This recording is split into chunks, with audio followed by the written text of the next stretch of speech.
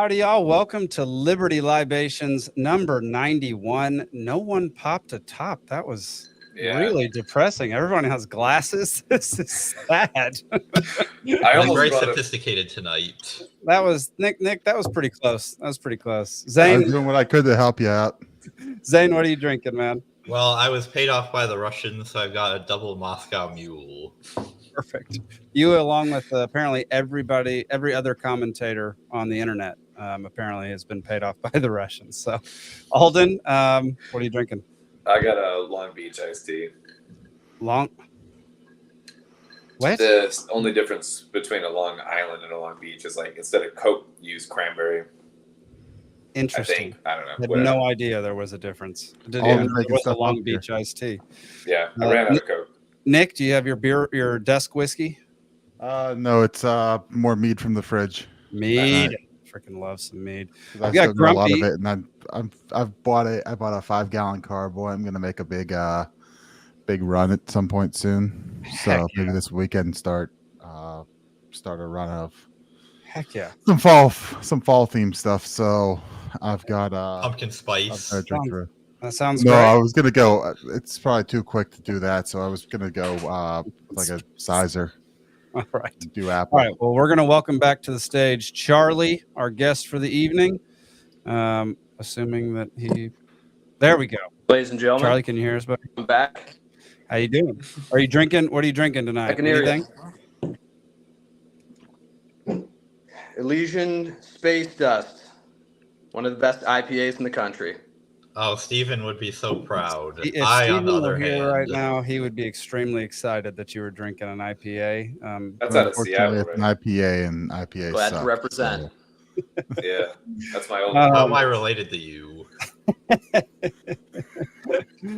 All right, y'all. Today's episode is sponsored by Rabbit Eye Wine. It's based here in the state of Georgia. It's blueberry wine. It is incredible. It is not an IPA. Yeah, three of us are friends with the owner of the vineyard. If you're down in, is it Clayton, Georgia, where they are? Is that what it was? Somewhere near like Stephen were here, he'd tell you that you're wrong, but I don't know. I don't know the right answer. I think it's somewhere down near Blackshear. There we go. So look it up online. You can order it online, or you can go pick it up if you are in Georgia. You can pick it up at your local package store or grocery store. Friggin' delicious, y'all. I've got 3 bottles right up here ready to be given away at the Great Create, which is coming up in, is it 3 weeks away? It is 3 weeks. Yeah. Holy crap. Let's get Prepare yourselves. Let's get that website up here so we can, and my internet is friggin' slow too. Here we go. Add to stage. There we go. The Great Create, y'all. It's a DIY freedom festival. We held it last year. I forget what the town was last year, but it was a huge success. Absolutely phenomenal time. And this year is going to be even bigger, even better. We're doing it at a brewery down in Omaha, Georgia. There's going to be a phenomenal number of workshops from people who can teach you all sorts of different skills. Our keynote speakers are Will Harris of White Oak Pastures, and where is he on here? James Dutton. There he is. James Dutton, who's a lawyer who's going to be talking about knowing your rights, and he is currently fighting government surveillance here in the state of Georgia. It's going to be a great time. Live music. We're going to do a live podcast, a couple of them. We're going to do live trivia. Zane says it's already in the bag. He already has it made, and it's going to be awesome. So get your tickets now. It's $42 for the whole weekend. You get to learn all sorts of incredible things. You get to drink a lot of amazing beer and wine. It's also a winery, which is pretty cool. So I need to have Zach add me to the flyer because technically I have created my own trivia for this. There we go. Yeah, you got to get on there, man. Trivia Master Zane. Yes. Also, anybody out there who would like to go check out some of our other shows, you can go over to peacefulseed.network. We've got the Free Georgia podcast. We've got Banished Big Brother. And coming up, we've got the Cascade Effect, which tonight we're going to show the premiere of the teaser trailer for that show.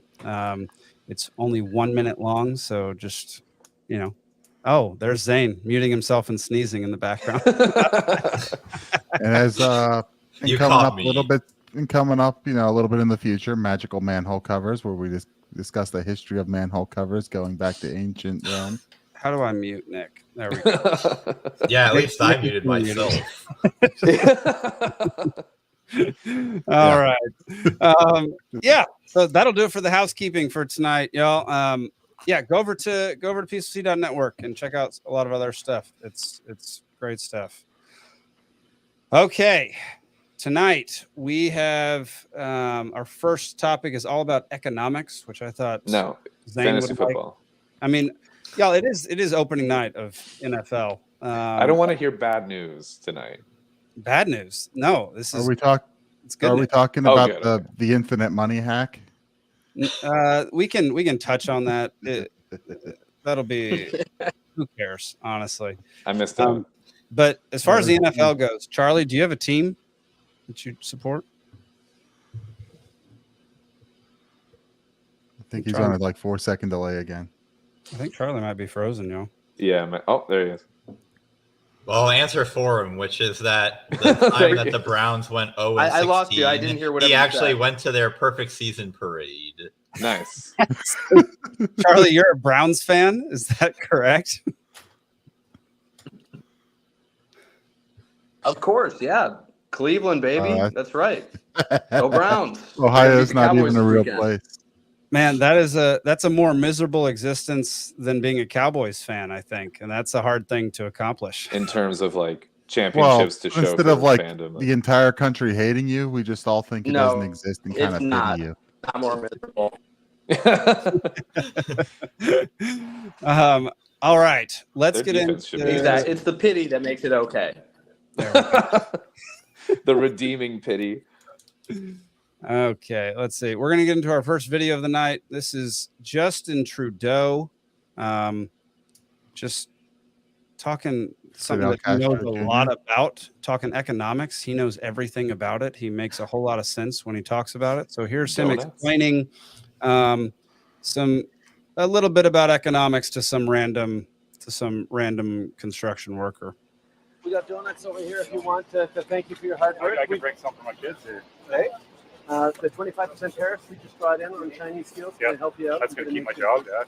Yeah. What about the 40% taxes I'm paying? And I don't have a doctor? The $400 million in invest in the car means you're going to have a job for I think you're only here for another year. We won't see you around probably another year. And I look forward to everyone exercising the right to vote. Yep. Basic choice. We're going to invest in you and your job. I don't believe you for a second. Dental care. Do you know anyone who got dental care? Yeah, I pay for it myself. Okay. We're 3 years You have a behind. job and coverage. Yeah, but we four got people in my seniors. family. We've got Every seniors. time we go for a dental visit, it's costing me about $50 in my pocket per person. Okay. Why? I have a good job. You're not really doing anything for us, Justin. Well, actually, we just invested so 500,000 people haven't been to the dentist. Got to go to the dentist over the past few months. Probably like my neighbor that doesn't go to work because she's lazy. You know what? Go to work the same way Most if I do. Canadians try to stick up for each other, and that's what we're going to keep doing. Yeah. Good luck and prepare you for No, next, sir. no, I'm good. Thank you. All right. Have a nice day. Have a good day, sir. Good night. It's the always other guys got- they refreshing got when they donuts? don't actually. It's always refreshing when they don't actually vet the person that they're going to interact with. That way you get that normal interaction where he's like, "What the hell are you going to do for me? All right, you're $400 million in tariffs. What about me paying $50 to go? Paying for dental insurance, and then it's still costing $50 out of pocket." Dude, it's wild that he tried to say that tariffs would help this guy's I thought you would talk about that. situation. Yeah. Zane, do you want to explain why that will never be the case? That tariffs will help that young man's financial situation? I think that we've got to back up here for a bit, because when you're talking about tariffs, they actually do help the industry that's being protected. So if Justin Trudeau is going to put a big tariff on Chinese steel, Canadian steel companies actually are benefited by that. It's just all the rest of Canada is hurt way more than the steel industries are helped. There we go. And I think we saw that. I think we saw that during what, the Obama years, when they tried to bail out the where they tried to put a protectionist tariff on like the tire manufacturers, and ended up spending like several $1 million per job that they kept for, you know, an assembly line or for a, you know, for a, you know, $60,000-$80,000 a year manufacturing worker. Yeah. Thanks, buddy. Sorry, y'all. This has got to be one of the best comments we've ever had.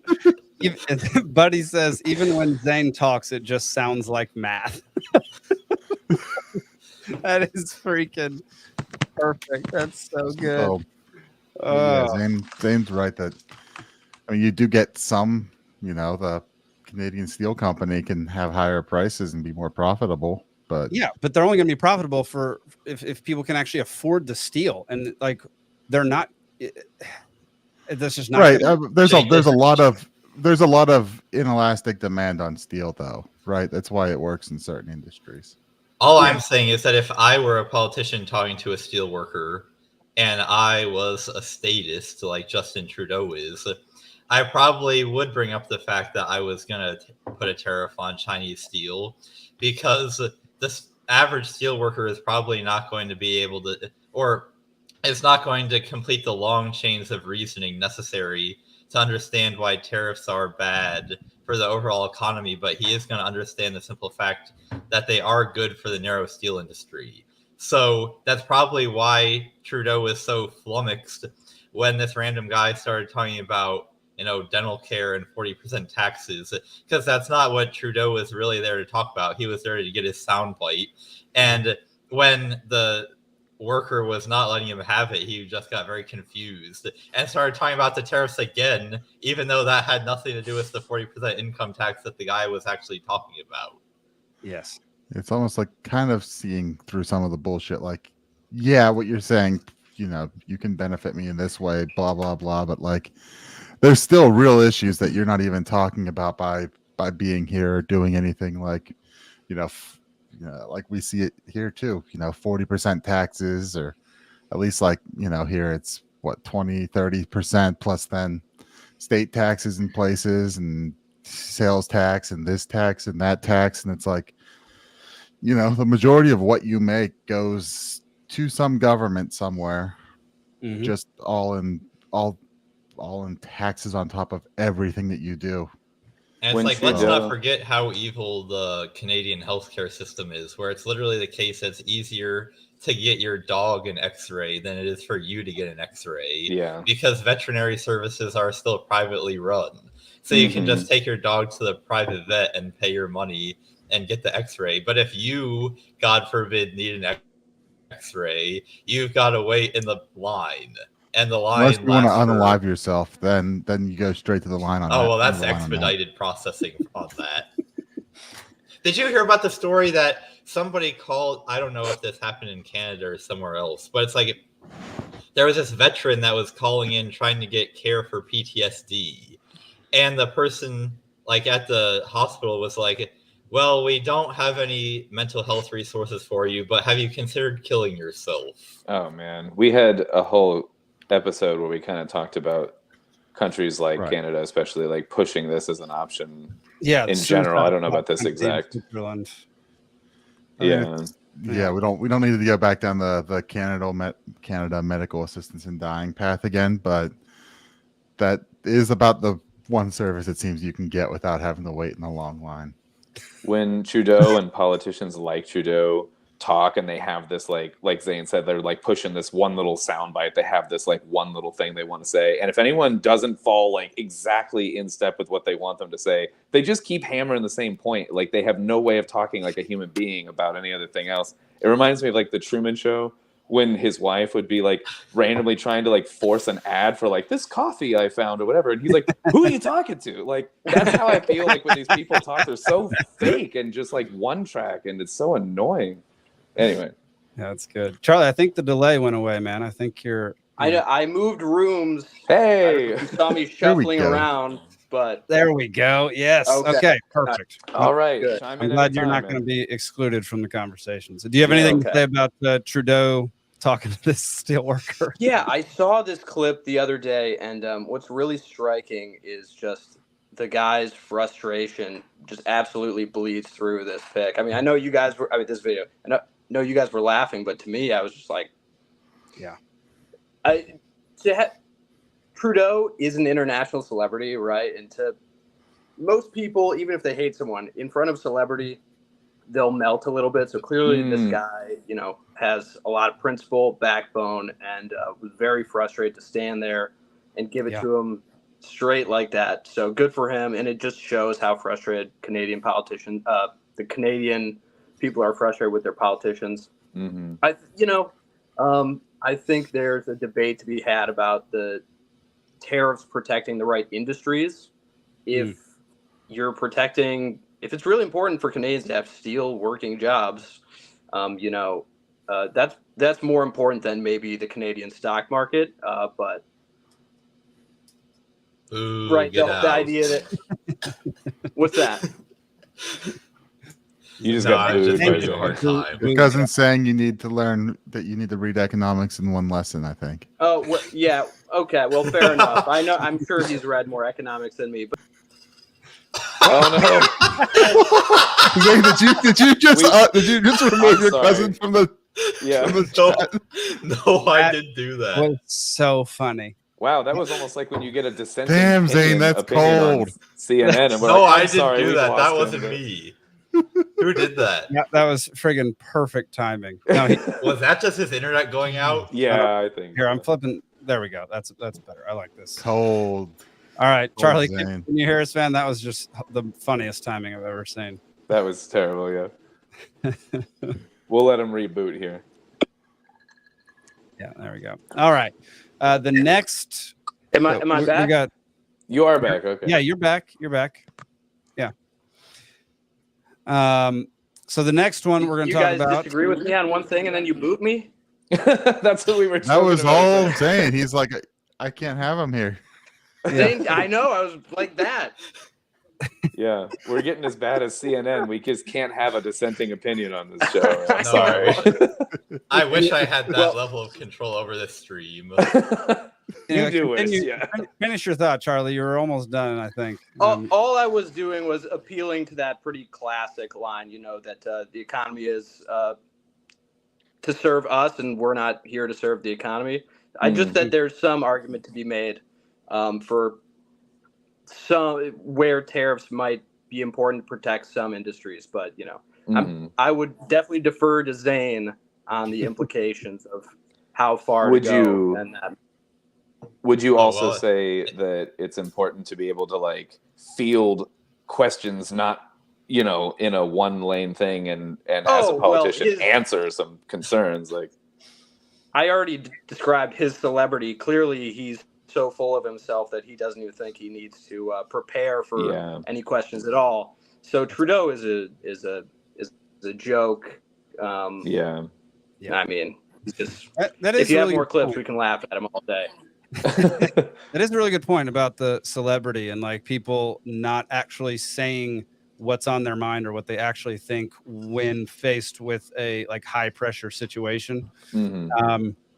And this guy did a phenomenal job of sticking to his guns and like telling them exactly being real, what's going on with him. And Trudeau gave him the least personable and most canned responses, which made him look Terrible. even worse. Like The even most worse than he already does. Has anyone teleprompter checked on that BS. guy to make sure that Trudeau hasn't disappeared him for hate speech? Seriously. All right, we're going to move on to our current Democratic nominee for president, giving her awesome tax ideas. Here we go. Vice President More of Harris's tax proposals: corporate tax rate up to 28%, capital gains tax up to 44.6% from 20%, and unrealized gains tax 25%. Is that from like stocks not sold? It's from investments. Yeah. So like if your house goes up $10,000 in value, you owe $2,500 a year.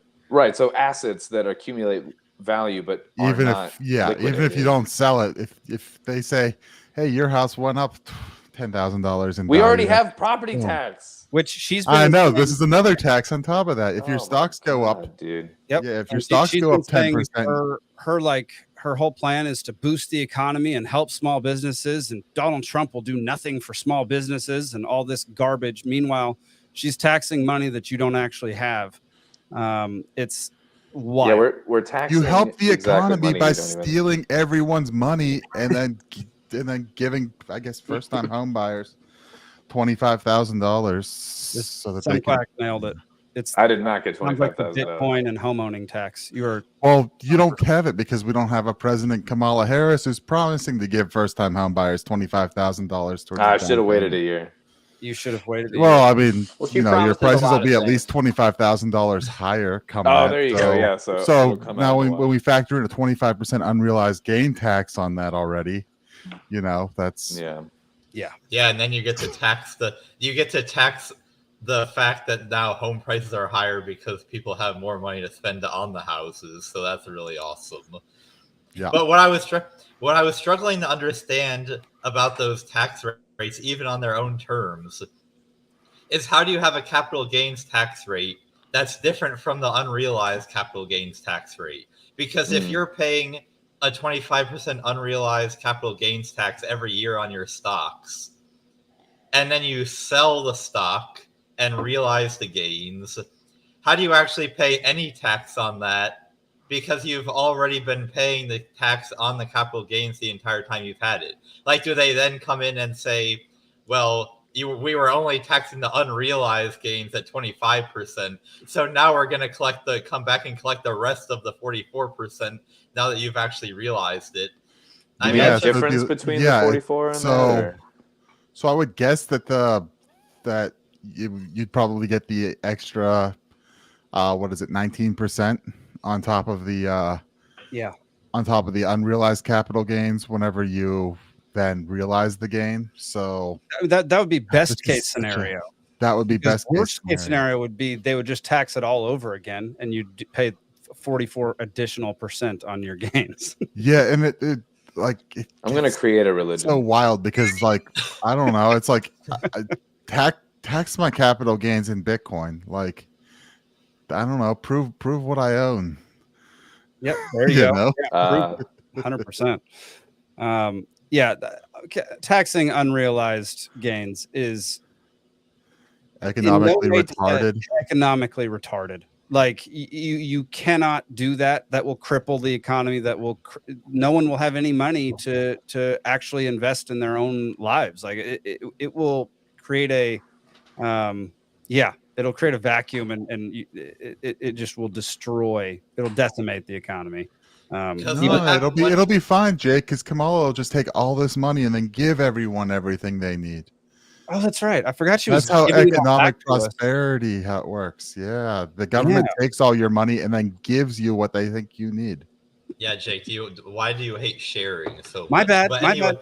You're right. anyway- I should just agree. I should It's just just agree. neighborliness. I should just Them agree with taking this your money at the comment. point of a gun is just neighborliness, Jake. I should What's just agree hap- with this person. Who what's says, happening with it? sometimes Just real you quick have on- sometimes you just have to ignore the economists. Kamala Harris's proposed price gouging ban might irritate academics, but it makes sense to everyone else. Well, to be honest, you should generally ignore the academics. Like that's generally a good rule. That's you true. know, the That's true. academia is generally part of the enemy class. Fair. So yeah, I was going to say, if that was like another word, I would agree with that sentiment. Yeah. Fair enough. Zane, what Yeah. were you about to say, man? Yeah, so just real quick on unrealized capital gains taxes. What happens when you do that is that if you have a business that's worth, $5 million, and then the next year that business is worth $6 million, but that business represents like most of your wealth, then the only way you could pay the unrealized capital gains tax Is on to that sell the additional $1 million is to sell your own company. Yeah. And when you sell company, and if you have to sell bits of the company off to other people, like if it's a family business and now you're having to chop it up and sell it off to other people, it probably won't be run as efficiently or as well as it has been when it was being run the original way, which is how you had it before. You had to start chopping it up into pieces.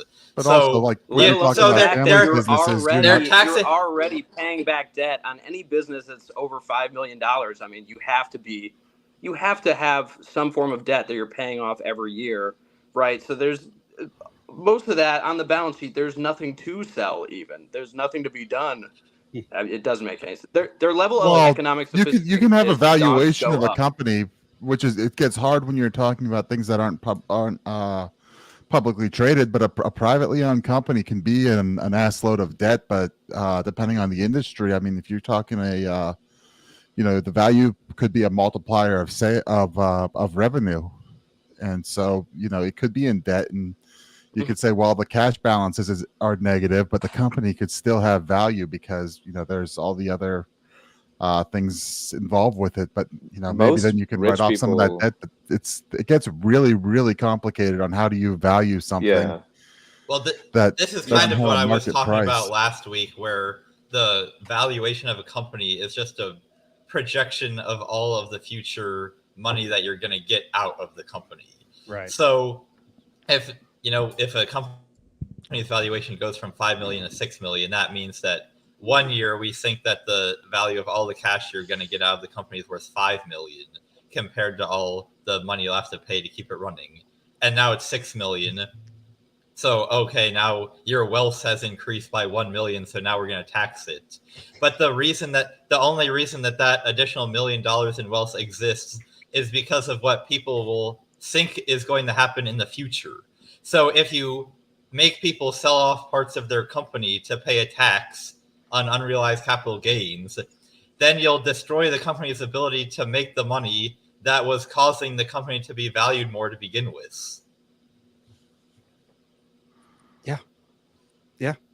This feels like another situation where like the biggest companies are able to survive something like this and the small companies end up just pulling apart. Absolutely what it is. 100%. And then it comes down to how do you even determine when the value is, right? So, I've heard some of the talk I was hearing on this, like some of the, other countries that have tried something like this, you're talking like a 1 or 2% tax maybe, and it's on like at a value at a certain snapshot. But is it going to be a snapshot? Are you talking about like a median value over the course of a business year? Are you talking about the maximum value during a business year? Like there's so many ways that you could do that, and everything you do, I mean, you're just going to have to manipulate. I mean, if it's a snapshot at a certain period of time, then then I think you're going to see a market turn down as that time approaches, and everyone's going to go, oh, look, I lost money here.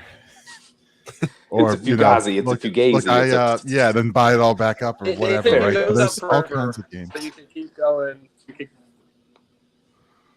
I do think I saw liberals defending this, leftists defending this, by saying that, oh, this is only for 100 billionaires or something. This is not going to be for businesses or individuals under some amount. Yeah, I don't know. I don't know the details, but right, that's how it starts, right? So yeah, it's the thin end of the wedge. When we first got the income tax during the Civil War, and then again during World War I, it only applied to people that were really wealthy. But then once you've implemented it, it becomes very easy to just lower and lower the threshold of people that it applies to, until now we get to today and everybody pays the income tax. So when I saw a meme that was like a picture of a regular bathroom, and the person was saying, if your bathroom looks like this, you don't have to worry about unrealized capital gains tax. And it's like, no, I am still going to worry about it, because 5 years from now it's going to be applying to me. Yes. Mm-hmm. Once it's accepted, it's almost like a legal case where then we'll point to it and go like, oh, but based on this logic, it's been accepted for this case, so why not this case? And also, the government is never going to have enough money. They're always going to be in a deficit, and so they're going to be like, well, we need more money now, so we have to go down the line and tax these people. At this rate. Like, I think you have to. The amount of money. I think it's something like if you spent, what is it? Was it 100,000? If you got $100,000 and was it a minute or an hour or something like that from the time the Great Pyramids were built until today. You still don't have as much money as the federal deficit in the past year or something. Like it's absurdly stupid numbers. Yeah, we went over that number one time. There was some video. Right. So we're talking about absurdly stupid numbers, and you're talking about a couple hundred billionaires. Oh, it's just the billionaires. But that's such a small amount of the wealth in the country. And it's, again, not liquid. So now you've got to make it liquid, which is going to decrease the value. But then and then it's not going to be enough because they don't have enough money to. I think if you took every billionaire's, every dollar of value a billionaire has that all the billionaires in the country have, isn't it going to fund the government for like 2 weeks? I think it's fewer than spending rates. I think it's fewer than 2 weeks, man. Right. This is why I wanted to talk about fantasy. It's completely fucking retarded, the amount of money we spend. Y'all keep talking about this. I'll be right back. So I don't want to talk about what you tax because there's not enough money in the billionaires because there's not that many of them. There's not enough in the millionaires, right? So what you're saying is we should just print more money. Well, I mean, that's what it's always going to come down to because there's not enough money to spend on that. So, of course, you print more money. That's why they and do it. The value of your dollar goes down, and I buy Bitcoin, and you lose the value of your dollar, but my Bitcoin goes up in value because I'm smart and I buy Bitcoin. So you're smart, and you do buy Bitcoin. Good job, Nick. So let's gold star. Let's right. So the whole point of this is buy Bitcoin. The whole point. I mean, that's literally the goal of my entire life is to get people to buy Bitcoin. So, all right, let's move on to somebody who actually knows what he's talking about. I don't know who that would be on this show. It's not on this show. It's we have to outsource here. Yeah. Here we go. This is Pierre, and no one knows how to pronounce his last name. I think it's Polivier. Whatever. It's some Frenchy froggy name. Yeah, here we go. What are the steps that need to be taken to fix the damages done to inflation? First and foremost, stop the overspending. Inflation, high taxes, deficits, high interest rates are all symptoms. The disease is overspending. When governments spend too much money, there's only 3 ways to get it. One is to raise your taxes. The other is to borrow, which means that they'll tax you more later on. And the third way is to print money. Now, printing money seems like a painless way to pay for things, but it's very simple. If you have 10 apples and $10 in the economy, it's a bucket apple. If you double the number of dollars in the economy to 20, you still only have 10 apples. You're not twice as rich. It's just that each apple costs twice as much. And that is a tax on the working people because it chews up the purchasing power of your paycheck only to pay for excessive government spending, and it balloons the asset values of the billionaires. So it's a real transfer from the have-nots to the have-yots. Inflation is the worst and most immoral tax. I've never always results from government creating cash. Our government has created about $700 billion of cash in the last 3 years. So we used to have $1.8 trillion of bills, coins, and bank deposits. That was about 3-4 years ago. Now it's up to 2.5 trillion. So that's extra cash, but the economy has only grown by 4%. So the real things in the economy have only grown by 4%. The cash has grown by 40. So the money supply is growing 10 times faster than the stuff money buys, which creates a bidding war. And that's what's driving up inflation. We have to cap government spending with a dollar for dollar law that requires my ministers find $1 of savings for every new dollar of spending so that they go into their departments, find the waste and mismanagement. They want to spend more here, they have to spend less there, or get a bargain here and there to bring both under budget. Then and only then will we stop the money printing, borrowing, and overtaxation and wrestle inflation to the ground. Thank you much. That explanation was literally perfect. Paula Evra is right. And that's really nice to see, even though I can't get over the beady Canadian eyes and the flappy head. I can get over it. Distracting, but his message is on point. I can get over it. Welcome to the stage, Mr. Stephen Hilton. Glad to be here, Phyllis. Thank you for joining. What are you drinking? It's a hobby red ale. I think you'll be pleased to know it's not an IPA. Well, the guy above you is drinking an IPA. All right. Hey, that's next in line for me. Drinking a Ripa, we used to call them. There we go. All right. Stephen, I know you just got here, but what do you think of Pierre's little talk about how to bring inflation down? What I heard sounded great. And it's one of those, maybe it's like the grass is always greener on the other side kind of thing. Like you can always armchair quarterback your neighbor better than yourself. It's really weird that Canadians have better ideas for our government than we do, and we have better ideas for their government than they do. It's almost like every other Wednesday we should just swap governments and just see how quickly it's fixed. Well, to be fair, like the best thing Canada could do is just join America and quit being, Canada. But true, and it's really sad that I'm actually jealous of how much debt they're in. I know, right? He's like, "Oh, we're at 2.5 trillion." I'm like, "Yeah, we spent more than that, like in the past month." No, although the real question there is, what is it per capita? Because they also have like less than a tenth of the population that the U.S. has. Why do you got to do that? That is Zane. It was so Why much be that better. guy? It was so much better without you bringing math into it. It's still better. I mean, like just based on the numbers you just gave me, it's still better. Yeah, that would still be better. Because we're like 35 trillion. So I mean, at 2.5, even if they're a tenth of the population, they're still coming out ahead on that.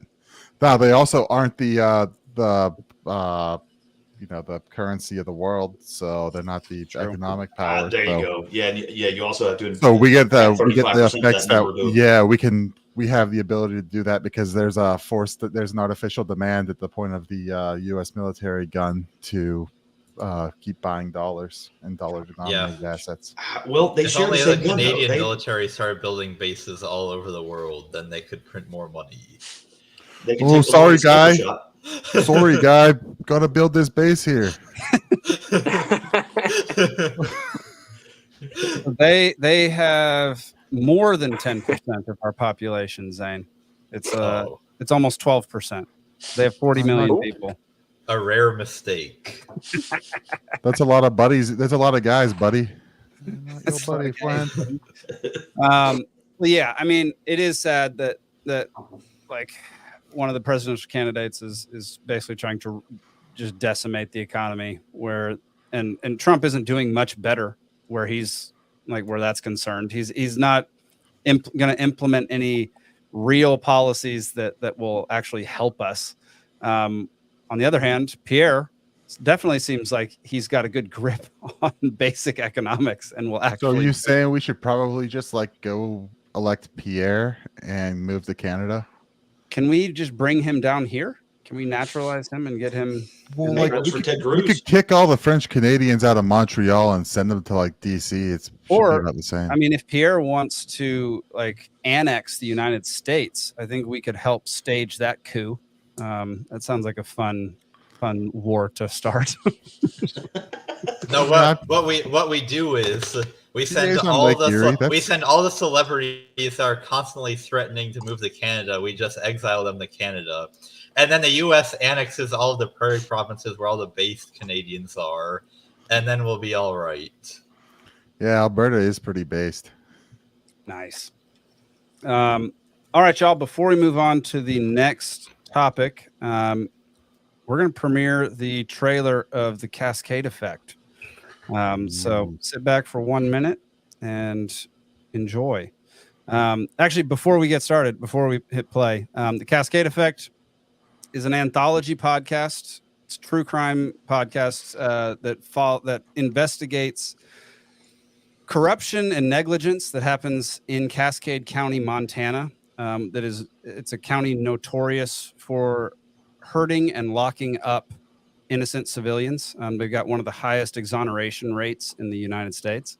And I was approached by the Libertarian Party of Cascade County to basically make a show. And so this first season is called Trial by Fire, and it'll follow a specific case, a specific incident that happened on February 23rd of this year. So what's in Cascade County, Montana? Is that Bozeman? No, it's Great Falls. Where's Great Falls? In Cascade County, Montana. We're gonna go in circles on this. Yeah, it's north of Helena. It's north central Montana. Okay. Yeah. So All there's right. like 20 people that live there. No, it's like the third. It's basically Canada. It's the second or third biggest city. There's one less person that lives there, and that's the point. All right. Well, here is the trailer. Shots fired. I got one subject down. I've been hit in my left shoulder, 77 Wexford Lane. Well, at around 5:30 p.m., we were called out here to Wexford Lane, the site of an apparent shooting. Our deputy arrived on scene to serve a search warrant. Mike was never on this warrant. Michael Hansen, the suspect, pulled a firearm. Mike had his hand in his pocket. Detective tried to jump the fence. He went without backup. The other deputies returning fire shot and killed the armed suspect. There's actually a lot of things the investigation didn't look into. Step off the property. Step off. Step off the property. What do you got there? Get your head. Fucking asshole.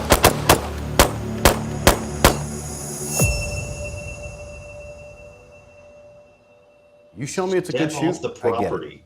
If not a good shoot, why does it take 3 months for you to clear up this investigation?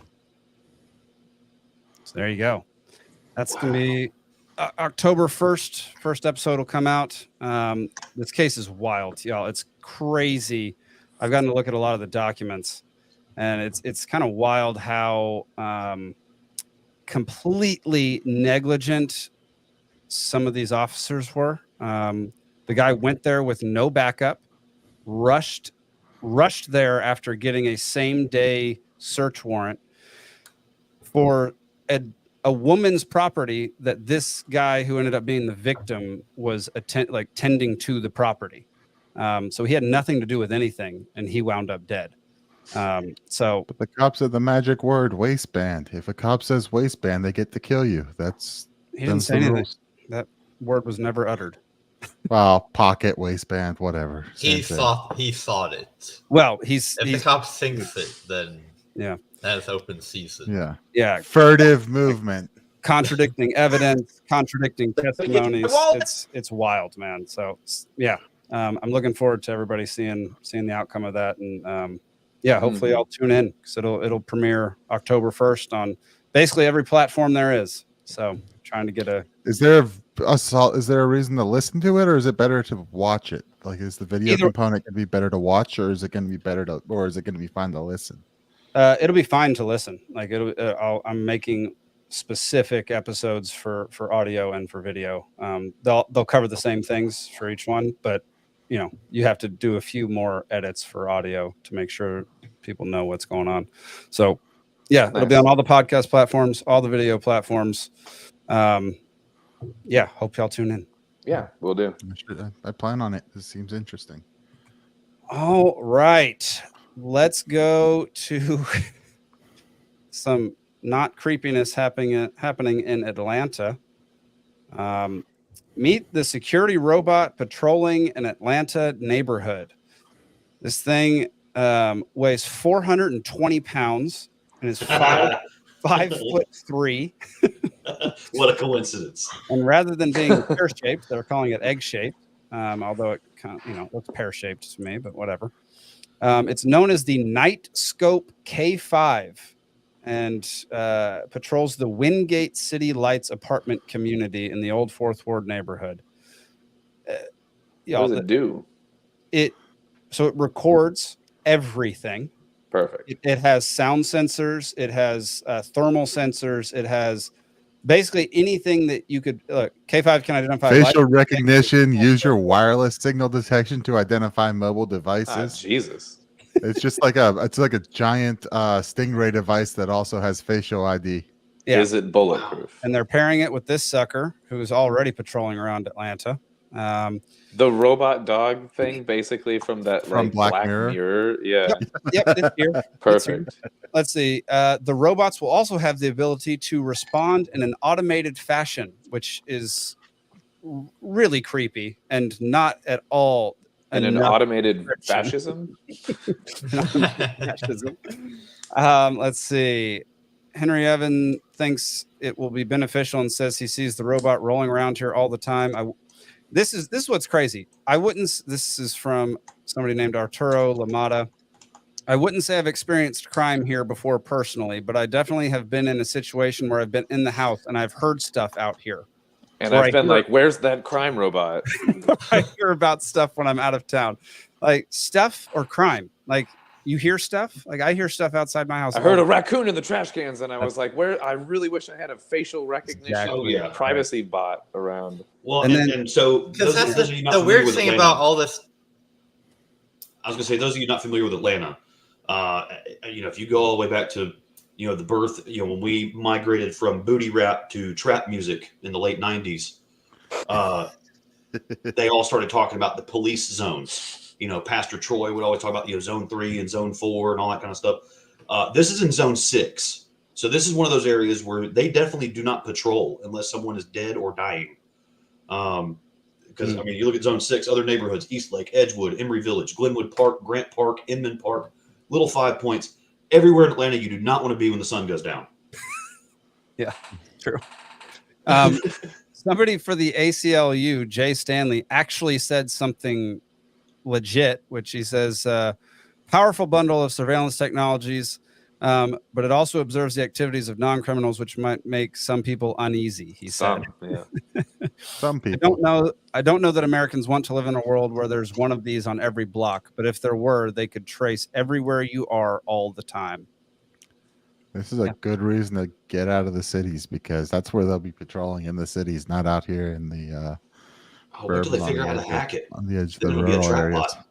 Do you think they can ID my chickens? If you can see farms from where you live, you're far enough out. Yeah. Oh, I literally live adjacent to a farm. I'm good. I can see the farms on the surrounding hills. So just wait till they hack it though, because then that thing will weigh 421 pounds. You know what I'm saying? They can make deliveries. The interesting thing about all these security robots is that there's never even any contention that they could help you while a crime is actually happening. Yeah. It's not like the robot is going to be able to roll up to the criminal and actually do anything about it. And all of the surveillance is based around, just recording it so that maybe the police will do something about it later. But then, of course, you're depending on the police to actually be competent, which, that's a big ask.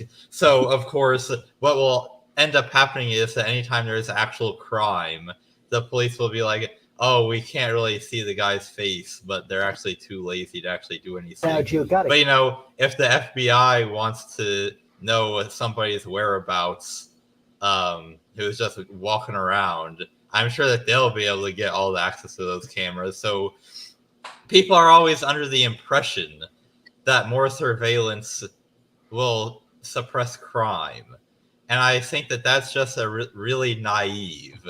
Because if you're actually the type of person that would be committing a crime in downtown Atlanta, I doubt you're really concerned about these security robots.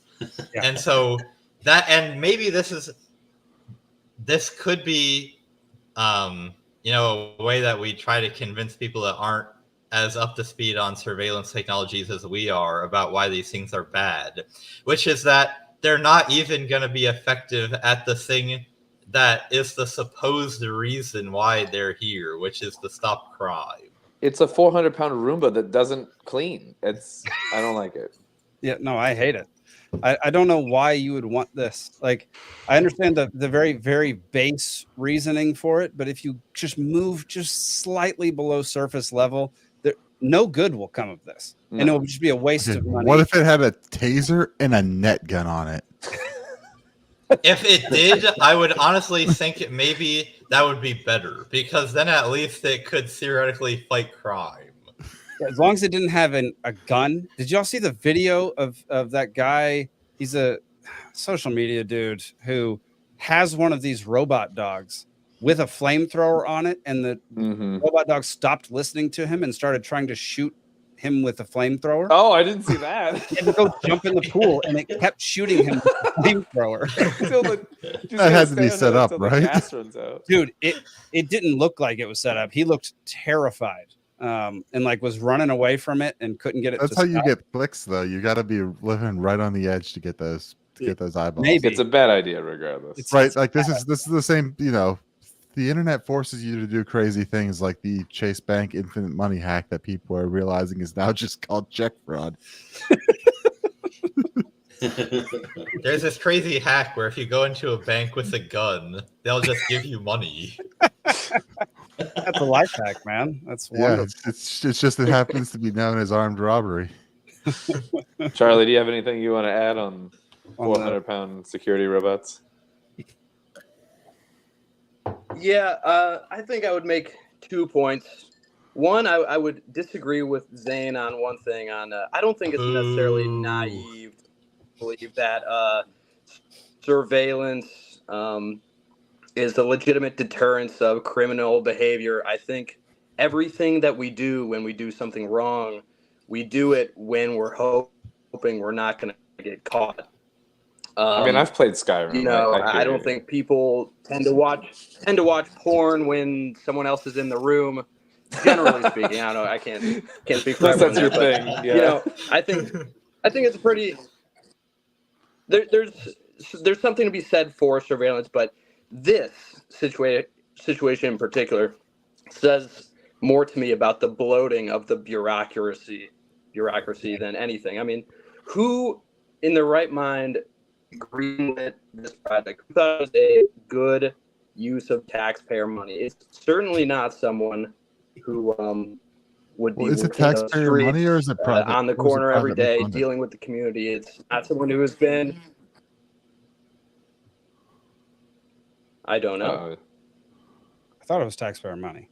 I would assume I thought it was the apartment complex potentially funding it, but it's still kind of it's a creepy thing regardless of who's paying for it. If it's taxpayers, it's a giant waste. I mean, talk to any cop who's arrested people for drugs and violent crime. I mean, do they really think that this is a great idea? If you have extra money to spend on this thing, is this what you're going to do if you really care about the problem? This is just someone who thought it'd be great publicity and decided it'd be fun to burn money. That's probably true. Yeah. I mean, the fact is that you said that, well, people are more likely to not be committing crimes where they're likely to get caught. But I think that's kind of how the normal person who's not trying to do crime and doesn't want to get caught behaves. I think when you're in a world of crime and in the hood where there's crime 24/7, and that you're involved in that lifestyle, you don't really care who sees or who does anything. Well, you would just be more afraid of your ops than the cops. Yeah, so like you've got a security robot floating around, so it's like, all right, cover your face, airplane mode the phone, turn off the Wi-Fi. Faraday bags for your phone, Faraday blanket for the robot. $50 laser off of Amazon. Bye optics. Yeah, I like just throwing like NASA blanket over the robot. It just kind of changes what you'd be doing, but or at least like how you'd be approaching it. I mean, it's a robot, so it's not really programmed to think. It's just picking up all the data out there. And I don't support the robot. I'm just saying that in general, surveillance is. I wouldn't say it's not a naive deterrence. But this robot is ridiculous. That's for sure.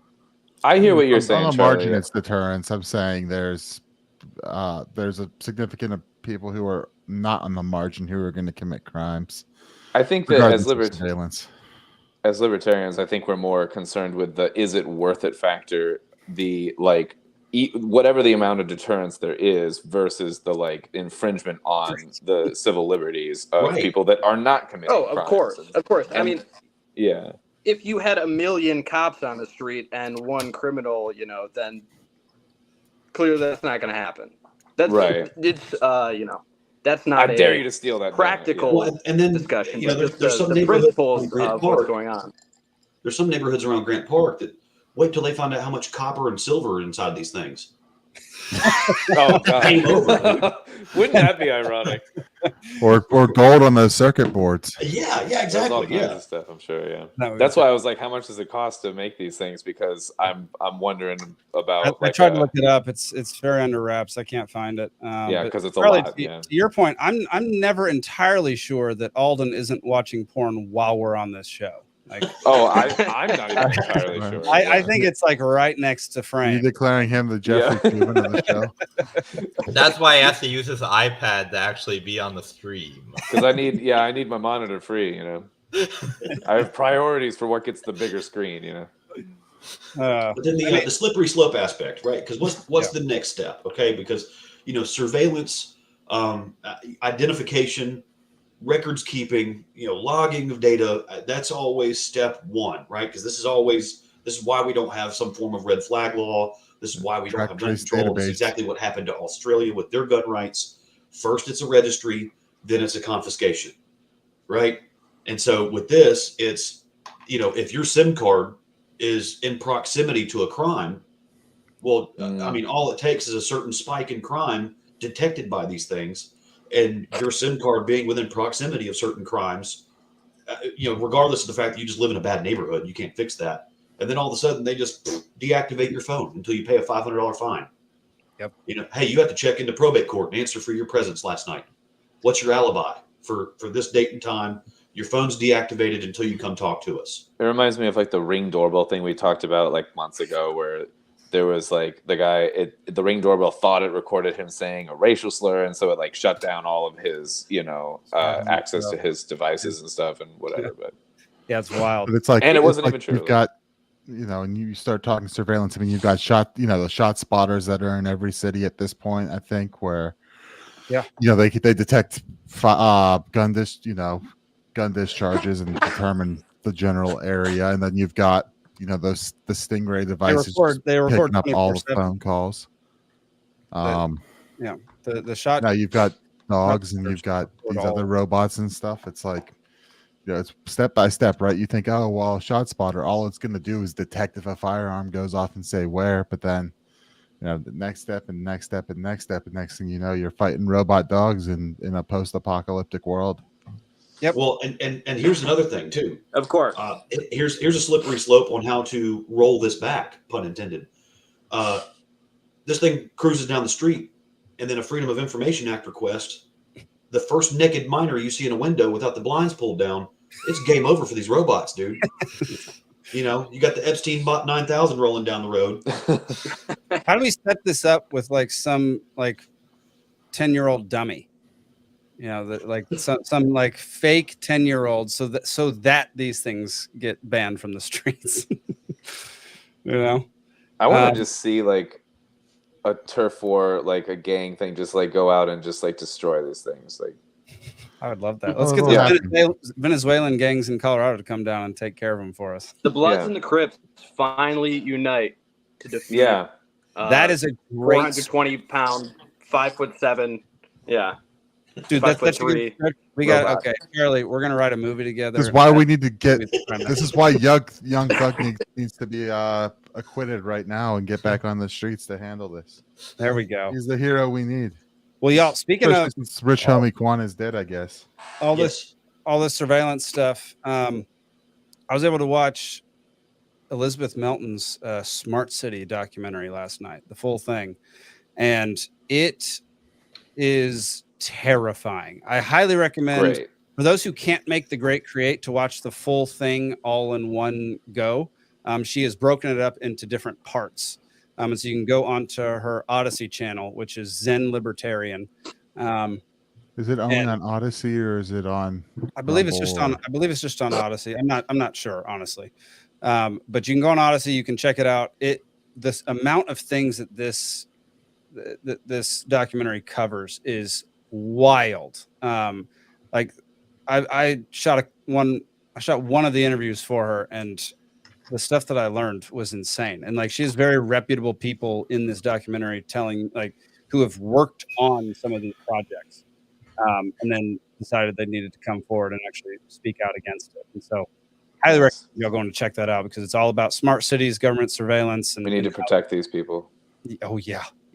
Well, one lives way out in the boonies in Montana, where we're not anywhere near where I am, but that's who. Be careful of those bears with that put 2 bullets in your brain and then they say it's a suicide. So exactly. Hey, that is possible. By the way, what the bear part of the 2 bullets? Double headshot suicide. Yeah. Oh yeah, no, that's possible. It's happened before. There's cases. No, it There are legit recorded is. It's a natural reaction when your body seizes up from the impact. You can pull the trigger a second time. What? Yes. Yeah, you can have a. But there are some. I have law enforcement in my family that have worked those cases. Yeah, there are some sketchy reports though about this that for like. Well, and you'll know because the trajectory changes though, because it's a kind of jerky motion. Right. All right, we're gonna move on to the next topic. Here we go. Here's the interview with this. We're not gonna watch the whole thing, but this is the Alaskan Airlines pilot who tried to bring down the plane as you'll just see. Let's just watch. Okay, this whole video is gold. I did something unfathomable to me, something I have to take responsibility for, and I regret. This morning, Joseph Emerson, the Alaska Airlines pilot, now facing 84 charges after allegedly trying to take down a passenger jet in October, speaking on camera for the first time as he awaits trial. Sarah and I would like our story to be of some value, right? We think it tells the larger story on pilot health. It was last October when Emerson was catching a ride in the cockpit jump seat on a flight from Everett, Washington to San Francisco, when he says nothing felt real. There was a feeling of being trapped. Like, am I trapped in this airplane? This is not real. I need to wake up.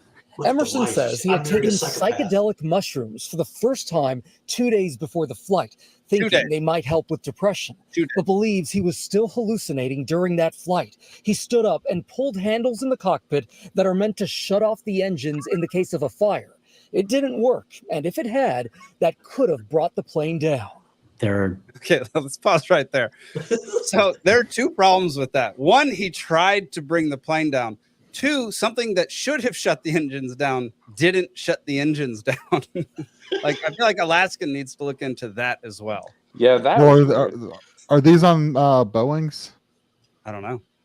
Because I mean, if it's Boeings, I'll be surprised something's not working on those. That's a good point. Well, I'll just say from somebody who has watched many episodes of air crash Gilmore investigation, Girls. that a lot of these fail safes require multiple steps to like actually do anything. Gotcha. So I would not be surprised if only pulling the levers was not enough to actually because imagine like if you're trying to engineer something that literally shuts off the engines, you would want to make sure that that's a hard thing to do. You don't want to trip and grab it, and right. So probably it could require multiple things beyond just pulling the lever. Right. That's right. Like you gotta turn the engine to off before you pull that emergency. Like, I think the lever that they're showing there is like it's supposed to dump the fire suppressant into the engine. So you probably have to have it shut off or shut the fuel flow off or something before you are able to. Zane's probably right. A little in the weeds, but because I do in fact, like Zane, watch a whole bunch of these aircraft incident documentaries or videos. Here's two things that stand out to me. Look at the wife's face right now. The way she's looking at this man that she married. She's like, "Who the hell are you?" I've been watching her, honestly. And then she does speak off, later. He tried to shut off the engines midair, and he allegedly tried to kill people. Like there's no scenario where that doesn't kill the whole plane. Yes. Yeah. Correct. Yeah. And he's just like sitting there. It's kind of wild. Well, here we go. We're gonna play the rest. 2 red handles in front of my face, thinking that I was going to wake up, thinking this is my way to get out of this unreal reality. I reached up and I grabbed and I pulled the levers. Did you know what the levers were at the time? What I thought is this is going to wake me up. I know what those levers do in a real airplane, right? And I need to wake up from this. It's 30 seconds of my life I wish I could change, and I can't. Observe the pilots react to the difficult situation that I just handed. And I said, You guys want me off the flight deck? I'm off the flight deck. He left the Do you want cockpit me to off the listen to flight one of the deck? pilots. I wouldn't out the window. Guy that tried to shut the engines down out of the cockpit. Emerson says he then tried to grab the handle of an emergency exit door, but a flight attendant stopped him. I put my hand on the lever. I didn't operate the lever. She put her hand on mine. And I think around that period is when I said, I don't understand what's real. I need you to tough cuff me. In the air, he texted his wife. You text me, I've made a big mistake. And what were you thinking at that point? I was like, what in the hell is he talking about? And I immediately got on FlightAware because that's how I can track him. And I saw that the plane was diverted. And all right. That's all I can take of that. It's insane, man. The guy thought he was high on mushrooms 2 days after taking the mushrooms.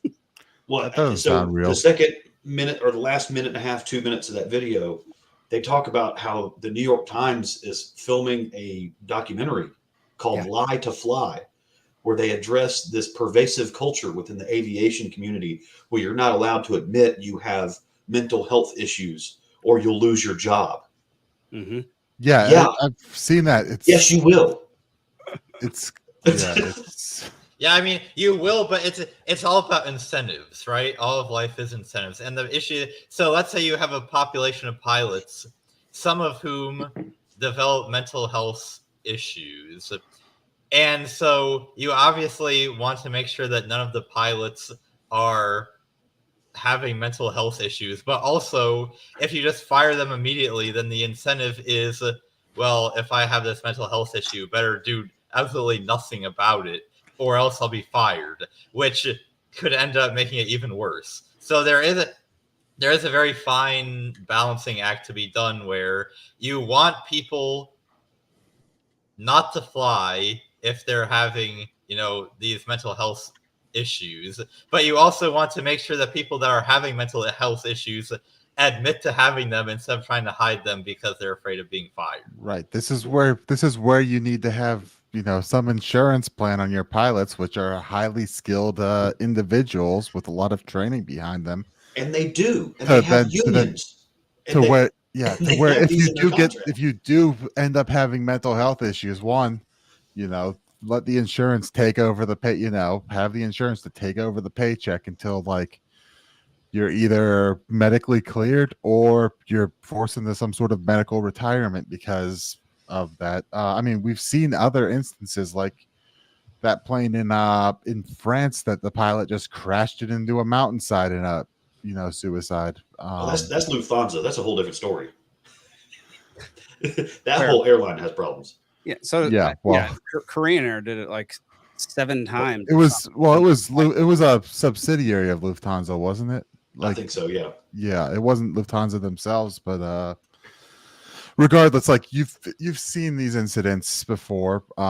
So like Zane said, there is an issue with incentives where if you just incentivize, all those hours and years you've put in perfecting this mental health issue means you can no longer work and you're going to have to go figure something else out is not the answer on this. There is. Well, hey, I don't care if you're a Nobel Prize winning cardiothoracic surgeon and all of a sudden you're like, hey, I've been diagnosed bipolar. I'm like, oh, hey, at least the guy's on medication.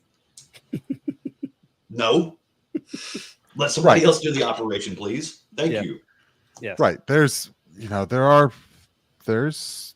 things to be concerned about with it, and there's ways to mitigate that and ways to get those people off without, off of the active service or whatever without, wrecking them personally personally on that. And that's something I think needs to be factored in that, their unions probably need to figure out.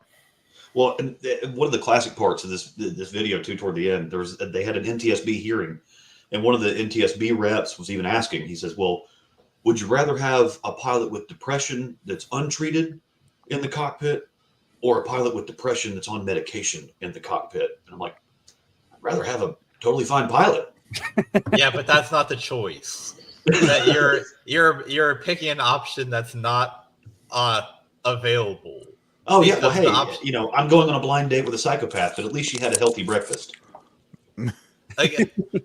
Right, makes all the difference. But the fallacy involved here is just is that you're expecting to be able to catch everybody that has depression without them telling you.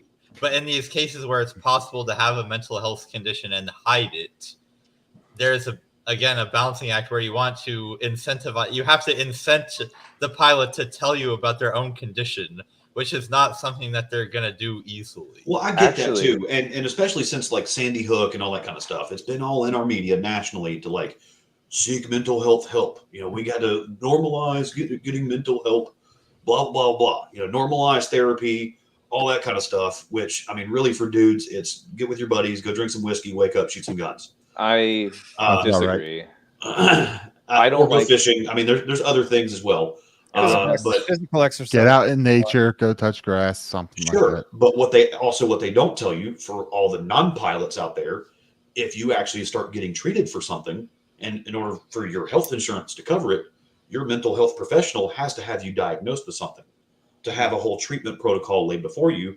Once you get one of those on your record, try buying life insurance. Try being a pilot. They won't let you be a pilot. And this is the problem, is that like if you have a history, like where if you go to seek help for something and say you actually are helped and get the proper help, and maybe you had a chemical imbalance or something and you got the prescription and now you're fine now, whatever the thing is, now it's like, well, we don't want you to be a pilot. So it actually creates an environment where people are less likely to seek help. And then you're more likely to have the people that are undiagnosed that have problems, but it's just unknown. I actually think it's the other. I don't like how we do that, but yeah, just don't get on a plane. I think is the moral of the story. Just don't fly. No, that's if you take one lesson away from this, don't have it be that. it's that a significant number of your pilots and aviation flight crew are unmedicated, undiagnosed, mentally ill people. That's not it either. The real moral of the story is don't get on Boeing aircraft. I want to jump in on the real moral of the story is buy Bitcoin. There we go. That's always the moral of the story. All right, Charlie's got something to say. Go ahead, man. So I don't think the interesting part about this story is the disclosure of mental health states. I think the interesting part about this story is what it says about psychedelic drugs in our culture. Ever since I've been growing up, I think a lot of work to sort of undo maybe some past demonization of psychedelic drugs and mushrooms, and say like, no, these things are really good for you. They'll help you with your mental health. Oh, look at all these studies to say if you're depressed, you should go take mushrooms. And they'll actually like make you way better. Whereas, you know, everyone has heard the stories about people taking mushrooms and going crazy. And it's not that, I don't think it's far-fetched to any of us to imagine that. But what happens when you have this culture that pushes this story, then you get this guy who's desperate to try to fix the situation on his own. He says, oh, I'll buy some mushrooms. He takes them, doesn't know how much he takes. Mushrooms can last 2 days. I mean, he probably takes too much. And finds himself thinking he was going to be better, more mentally healthy, get some clarity, have a, some nirvana moment with Buddha, ends up nearly going crazy and killing everyone on a plane. I mean, maybe the work to undo the demonization of these drugs wasn't great because maybe they are demonic. Maybe he spoke to demon spirits on his mushroom trip that told him to kill the plane. I don't know. All this, us trying to say like that mushrooms are actually a good thing. To me, that's the interesting part of the story, is that maybe we should chill out on pushing mushrooms to make everyone happy. Look, does anyone confess what you just said? Really? I don't think that, Nick, just let me speak. I don't think that in general, people are just like, go do mushrooms, it'll make you better. I know that Shane Hazel, the governor candidate here in Georgia last election cycle, he runs a program up in North Georgia that it's a guided trip for soldiers with PTSD. And he has helped many soldiers with their PTSD and get over, all the things that they went through over on the battlefield. And so like if someone's out there saying, yeah, just go take mushrooms and don't worry about the dose and don't like it, then that person's an idiot. Like I don't hear that. Maybe you do. Maybe that's where the disconnect is. I've never heard that. Like, people are very specific about what doses to take and when to take them and how to take them. And it's the people who fair enough. I mean, you're right. Everyone will say like, oh, you have to have a shaman or something. But ultimately, I think that maybe for someone listening to a podcast or hearing about these stories, they probably get the idea of, oh, I can do that on my own. I don't want to, or they don't know a shaman or how to do it right or whatever. That's it's fair. Just maybe. Oh, it's sorry. Go ahead. dangerous. It's a little dangerous. It's a little dangerous, and It can be. I don't know. Yeah. But also, if your trip is lasting 2 days, you took an shit ton. insane amount. You I were was going to say, isn't 2 days a grams. really ridiculous length on this? He had to, like, for that first day, he would have been running naked through the streets. Like, everyone would have known that he was on mushrooms Or an immobile You cannot puddle. like, Yeah. He would have been like curled up in his Well, closet. okay, then maybe his story isn't really straight. Maybe he's using these mushrooms as an excuse. See, that's what I think. Then comes that off would to then me that as wouldn't be fair as to the all the story. people that it's actually helped. So, Yeah. but it's I got the impression that he was using that as an excuse. That's what I wondered too. That like he actually just lost his mind in midair. He's grasping for any kind of excuse to A, keep him out of prison for 20 years, and B, absolve his airline from any like $1 billion plus damages. Dude, how pissed is his lawyer gotta be that he's on that interview? Seriously. Right. And then not only that, but like, hey, you almost killed 90 people and you say it's because you're mentally disturbed. Let's give you a documentary. Let's dive into this. Quack says, I think he was also taking his Adderall. Oh my gosh. Yeah. So this guy had like, why are you on Adderall and allowed to fly a plane? That stuff destroys you. Well, and that's definitely a banned substance lifesaver in by college. the NTSB. I mean, like pilots can't even take certain cold medication, like Claritin, stuff like that. Like stuff coming down off Adderall is terrible. Like it's but hold on. Experience. Seriously, if you're taking Adderall and if you don't need Adderall, it has a very different effect on you than if you actually are ADHD. This is coming from someone who is ADHD. And if you take Adderall, it actually corrects an imbalance in your brain and you don't feel the effects. What does that have to do with this? No, really, like what does that have to do with this? Yeah, well, I was diagnosed ADD in high school. I started taking Adderall, and coming down off Adderall is one of the worst experiences. Like it helped me like concentrate and keep my mind focused. But then when it subsided, I got very sad, very depressed, very lonely. Like it was. I never had that issue coming down off of it. If you actually need the stuff, okay, and it's a prescription, and it has like no psychoactive effect on you other than just balancing you out, it still has contraindications.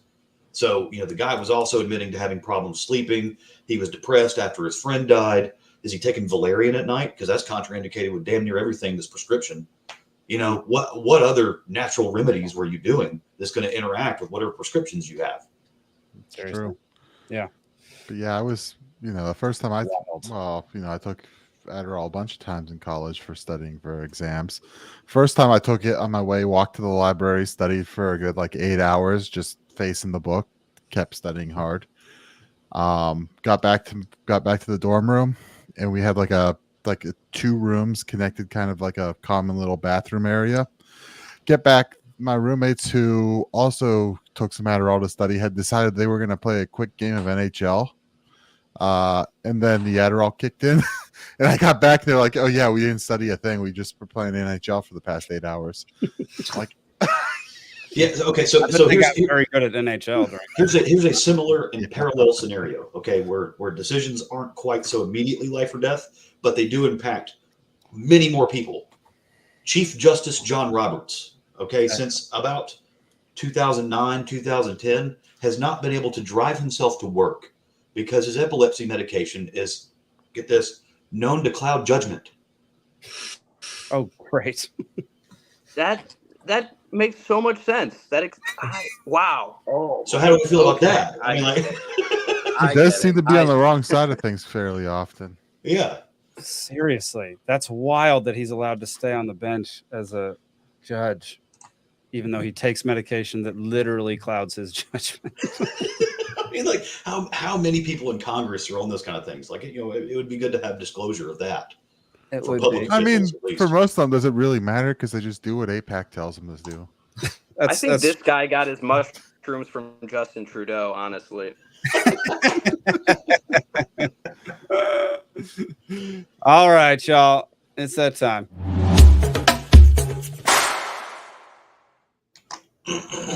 Zach is not here tonight, so it's going to take me just a second to get everything set up.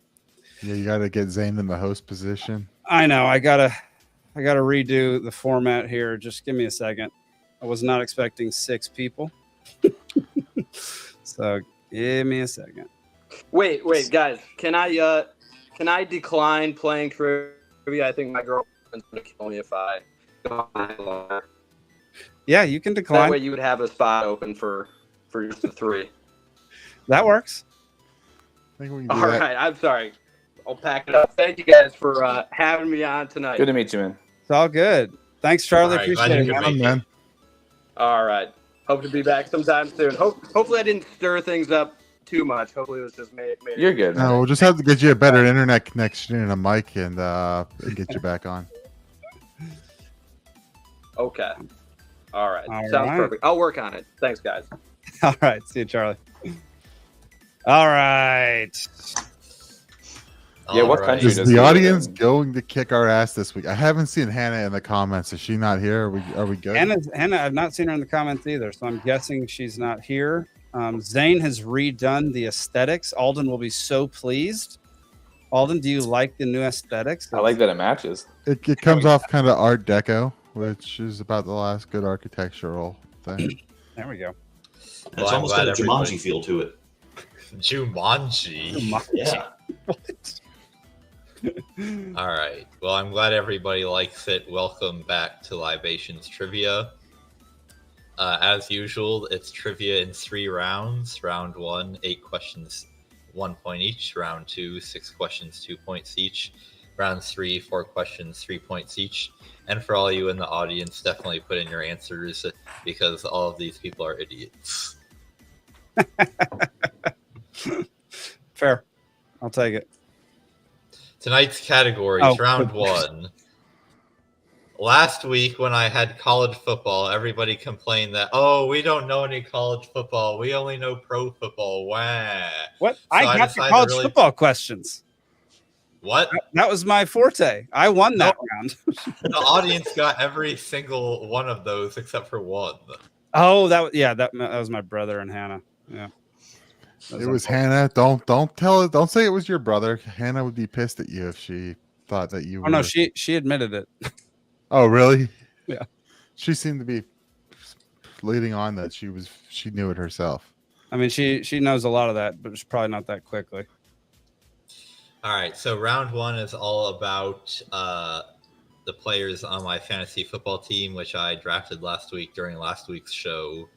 Round 2 is music, and round 3 is all about Labor Day. Just generally music, just any kind of music anywhere in history.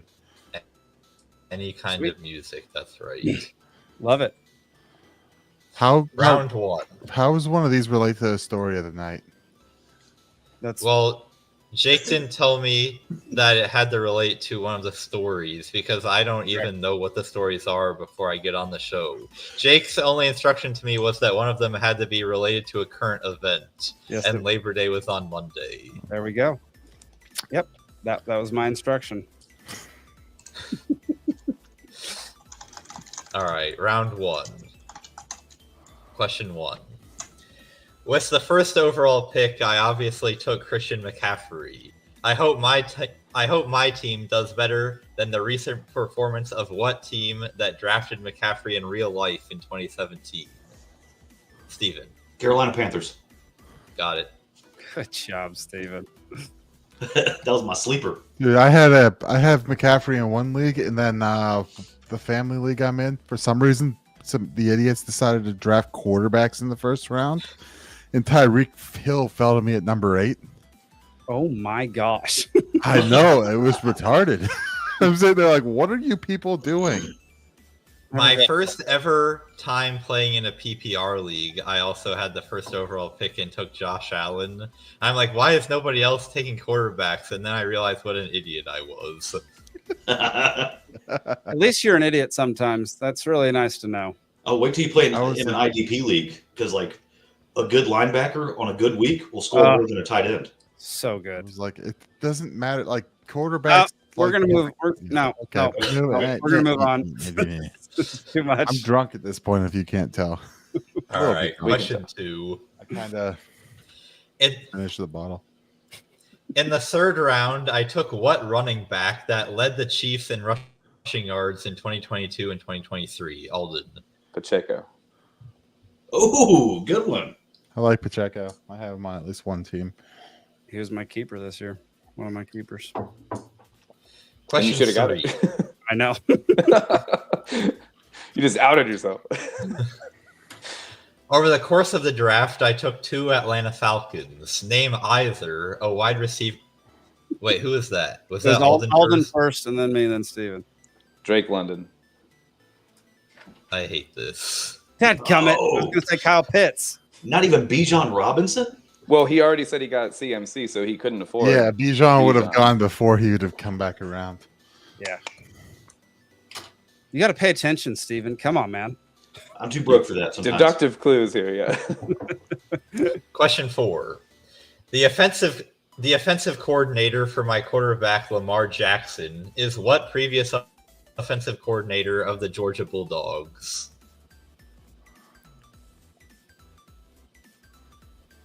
I know literally 0 offensive coordinators. Yeah, I know mine because he sucks. Nick. Matt Canada. Blame Canada. No. Blame Canada. Alden. Harbaugh? No. He's the That's head the coach. head coach. Audience, got anything? Audience got Establish Hannah's not in the comments. Yeah, it's a deep cut for me. I don't usually go that won't far. have any clues, Zane. This is Todd Monken. I do know the name I at wouldn't least. have got Okay. that. No one was going to get that. Question 5. In moves that were totally unbiased and had nothing to do with my college allegiance, I took former Georgia players George Pickens and Zamir White in the 8th and 9th rounds. Name either team they currently play for. Alden. The Steelers. Oh, That's Go all Bears. his name. there you go. Didn't McConkey also go to Las Vegas? Conky went to the Chargers. Okay. Oh, Lad McConkey. Yeah. Question 6.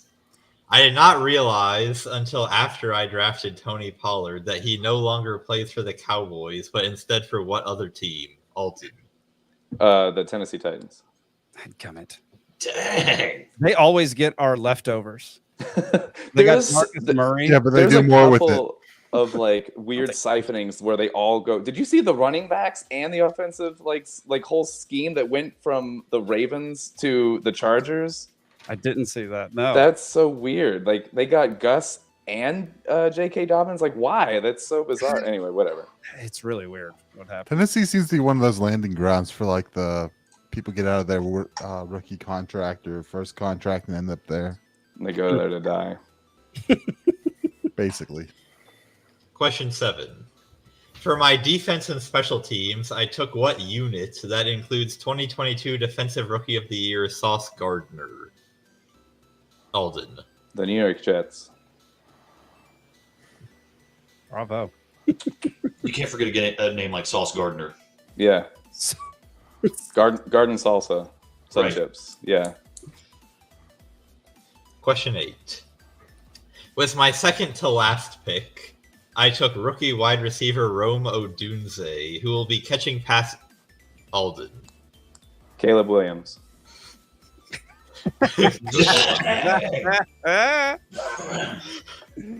Oh, it's so good. All right. I'm excited for fantasy.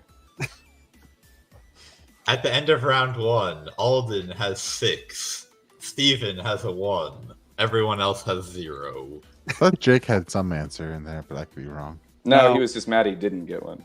Well, I got one. I didn't get my first hand up. I got one of the 2 choices.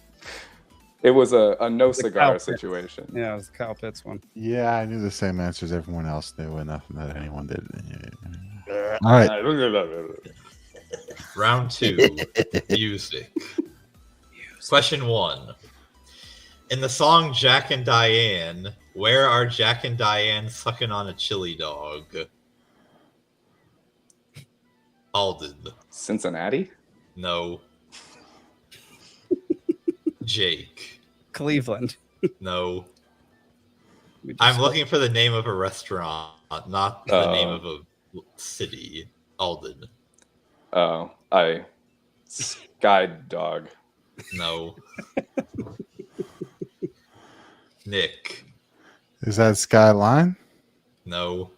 That's what I was thinking of. Good Ohio connection, but yeah, no, it's not. Yeah, Ohio's faking gay too. Nick, he might need to sit a couple plays out here.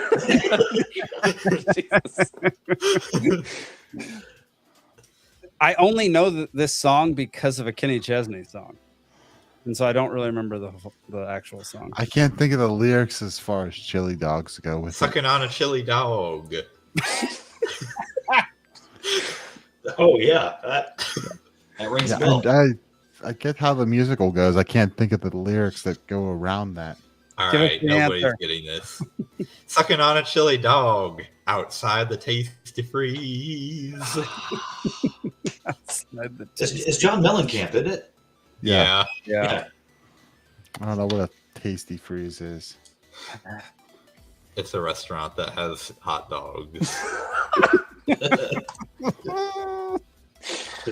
All right, question 2.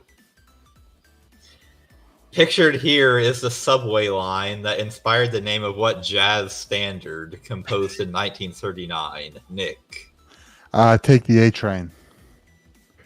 Nice. Wow. Good job. All right. I was in jazz band in high school. I played some trombone. Nice. Oh, you played the trombone? I played the trombone. Yeah, I was a better boner than you. Oh my god. I played the jaw harp. And the spoons. Just the nerdiest crew that I have on this show. This is so sad. Go ahead, Zane. Question 3. Brothers Liam and Noel Gallagher were the frontmen, or should I say are the frontmen, of what English rock band? Nick. Oasis? Yep. That's been in the news a lot lately. Yeah, they're coming back.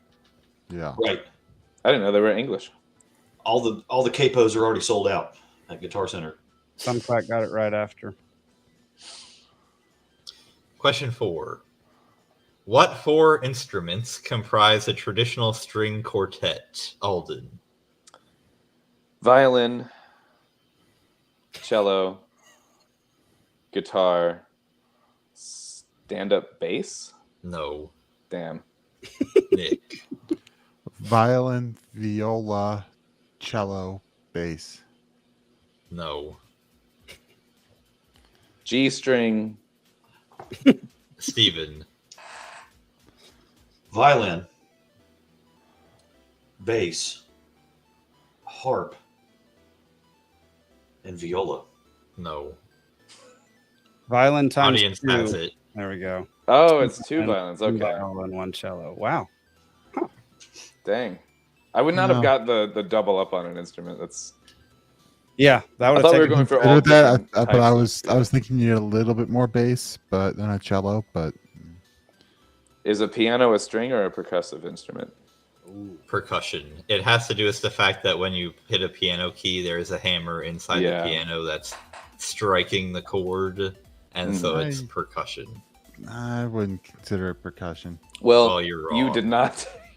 They did not ask Nick when they classified the instruments. So. I consider it a bastard, but whatever. Yeah, I really don't think anyone would standardly consider it a percussion. You might. No, when Lindsey Sterling plays, it counts as 2 violins. Man, she's awesome. Question 5. Pete Best, Brian Epstein, Derek Taylor, and Neil Aspinall are among the several men sometimes given what nickname? Steven. No effects?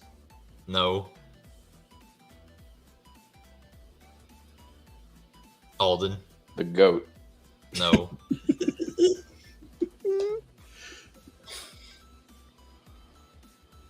I didn't recognize a single name. Alden. Chili Dog. No. Yeah, I don't know these names at all. Steven. MXPX? No. He didn't say Am I in band. the right genre? Yeah, I was even going to ask genre, honestly.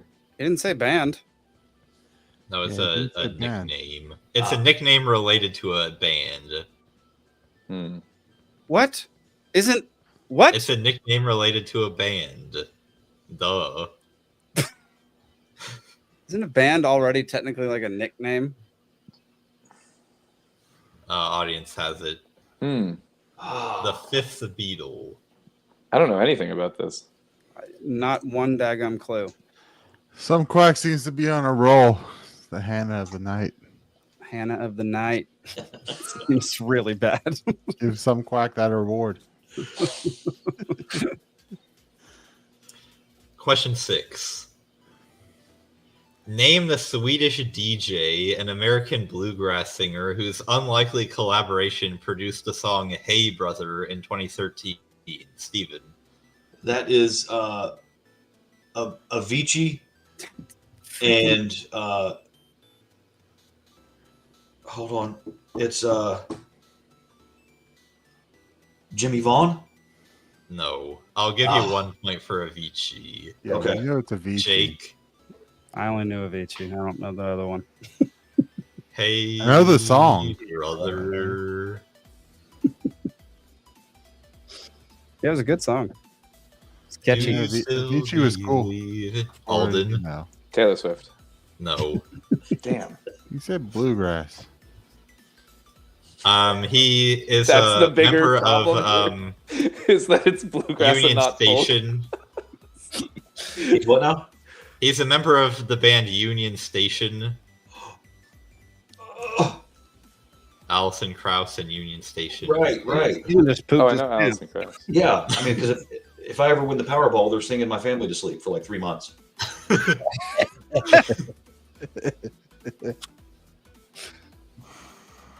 All right, end it. Anything? That would be Dan Tominski. Good Polish name, but I didn't know it. He's never gonna get that. Not a chance. Is he a kicker? He's got a ski in his name, so he's cool. It does sound like a kicker name. All right. At the end of round 2, we have Alden with 6. I got Nick nothing. and the audience tied with 4. Steven with 2. Jake with 0. Yep. All right. My question is, why did Steven get half points for naming someone, but I got no points for naming instruments, you know? Because everyone Sure, no one got the question that Steven got half points on, and someone did get the question that you named instruments on. All right, I'll accept. All right. Round 3, Labor Day. Question 1.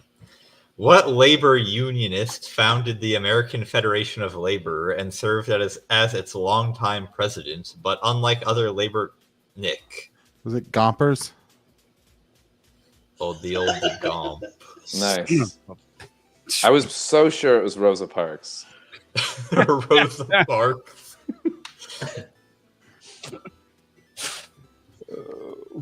What a Question name, 2. Gompers. Anarchist Alexander Berkman attempted to assassinate industrialist Henry Frick during the 1892 Homestead Strike, a major strike of workers in what industry? Nick. Steel in Pittsburgh. Nice. Nice. That's my heritage there. Were they mad about a tariff? It was down the waterfront. Hey, y'all needed some redneck from Alabama to teach you how to make it right, though. So I'm just going to give Steven all my points, and he can finish this game for me. All your points. It'll be worth what he paid for it. Question 3. What supposed economic law states that wages will always tend to decrease to subsistence levels? Often associated with Marxism, this idea was exploded by Austrian economist Eugen von Böhm-Bawerk in his work Karl Marx and the Close of His System. Nick. Labor theory of value? No. Steven. The living wage. No. Alden. Patrick Mahomes. No. Look, I'm gonna be honest. Eugen von Böhm-Bawerk is pretty sweet, but yeah, I don't remember this. I don't remember this either. I think I'm currently an Eugen von Böhm-Bawerk level supporter of the Mises Caucus only because I think it's awesome that they named the level of support after him. It's the lowest level, but Everyone loves Eugen von Böhm-Bawerk. It's a German name. You just outed yourself as a cheapskate, Zane. I mean, I'm contributing. I'm helping. Okay. Fair enough. I think I'm also at that level. All right, read the question again. I think I have one more guess. What supposed economic law states that wages will always tend to decrease to subsistence levels? Often associated with Marxism, this idea was exploded by Austrian economist Eugen von Böhm-Bawerk in his work Karl Marx and the Close of His System. Alden. Louis Pasteur. No. Oh, Steven. The subsistence labor value theory. No. All right. Nobody's getting this. This Nobody's is the getting iron it. law of wages. Oh, okay. Yeah, no one's getting that one. No. We have different. It's commie bullshit. We read different books. Question 4. OSHA, which, as we all know, did nothing to hasten the existing trend towards safer workplaces, was brought into being by legislation signed by what president? Nick. FDR. No. Steven. That's what I was going to guess. Eisenhower? No. Jake. Hoover. No. Alden. Carter. No. Nick. Truman. No. Steven. What the heck? Reagan. No. Nick. Kennedy. Alden. Ford. Jake. Nixon. Tricky Dick. I almost said Nixon. We were just Damn naming every post-war president until we got it right. Oh man, I'm so mad. I 'Cause he legit did thought the it was EPA. Too. I thought OSHA was older than Nixon, but Yeah, I kind of did too. Oh, well. I figured it would have been a New Deal kind of bullshit. Damn it, I'm so mad I didn't say that. All right. That means with the final scores we have Steven with 2, Jake with 3, audience with 4, Alden with 6, and our winner is Nick with 10. Nice. Wow. Yeah. I only got the football questions. You did. That's so funny. Zane was...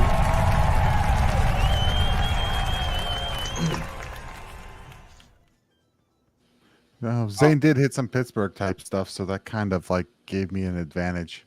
He did. Mm-hmm. By the way, the redneck from Alabama I was referring to is Henry Bessemer. Nice. Okay. Wasn't that the Bessemer process developed in England? In Birmingham, England, not Birmingham, Alabama. There's a city in Alabama named after the man. For making steel? Yes. I mean, they've been making steel in Japan that's really good for a long And the time. only other claim to fame of that city is that they have Hitler's typewriter. Well, there's an entire college football game named after making us iron. So, do they have Hitler's mandible? I don't know. What I can tell you Well, is no, because that's a female mandible, right? Yeah, the Russians. When Zane was asking about the whole steel thing, I was like, is he going to say Henry? Is he going to ask who was being assassinated? Henry Clay Frick? Is he going to ask what? Because I think Emma Goldman was tied in there too. Is it working for Carnegie Steel? I was actually thinking about having the answer be Henry Frick, but I thought that would be too hard. And then I got that at no time at all. And then I thought about having the answer be Carnegie Steel, but I couldn't phrase the question. That would have been great for Jake to go, what the frick? Henry Clay. And that's the answer. Henry Clay Frick would have been an easy get for me. I actually knew Frick. That one actually would have worked for me. All the others, I would have no idea. I would have only gotten like just what is the like chemical like sign for iron. I might have got that. That's like the only thing I would have gotten here. Like, there we go. It was kind of in the blood here. So knowing all these people, knowing like where the Frick Mansion is, where all that stuff is, it's a museum these days or whatever. Go frick yourself. Knowing this, exactly. So you're talking Pittsburgh history, just like how. Carnegie and Frick and all those guys decided to, build a nice dam to dam up the river. And it's a damn good dam. And it was a damn good dam until they had to lower it to get their wagons across, and then it overflowed and then drowned out a whole city of Johnstown. For the first time or second time, I can't remember. There's been like goddamn terrible dam. Yeah, so. One of the floods, we're still paying a Johnstown flood tax on alcohol here for. Who is it going to? What? Like the descendants of the people that died? No, it's literally like town, yeah, we're taxing you for this flood, and we're just keeping the money at this point. What about the city that's constantly on fire that no one can go into? Centralia? Yeah, Atlanta. No, the game Resident Evil is based on an actual town in Pennsylvania.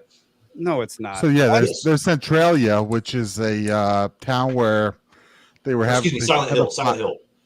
They had a fire going, and it got into a coal seam, and now the town's abandoned because like the coal fire has been going on for 5 decades or something. Oh, that's like that hole that's burning in Siberia or something. Like, yeah, except it's like under the entire town, and you just get like smoke rising up and whatever. There's no one really living there left except maybe a couple.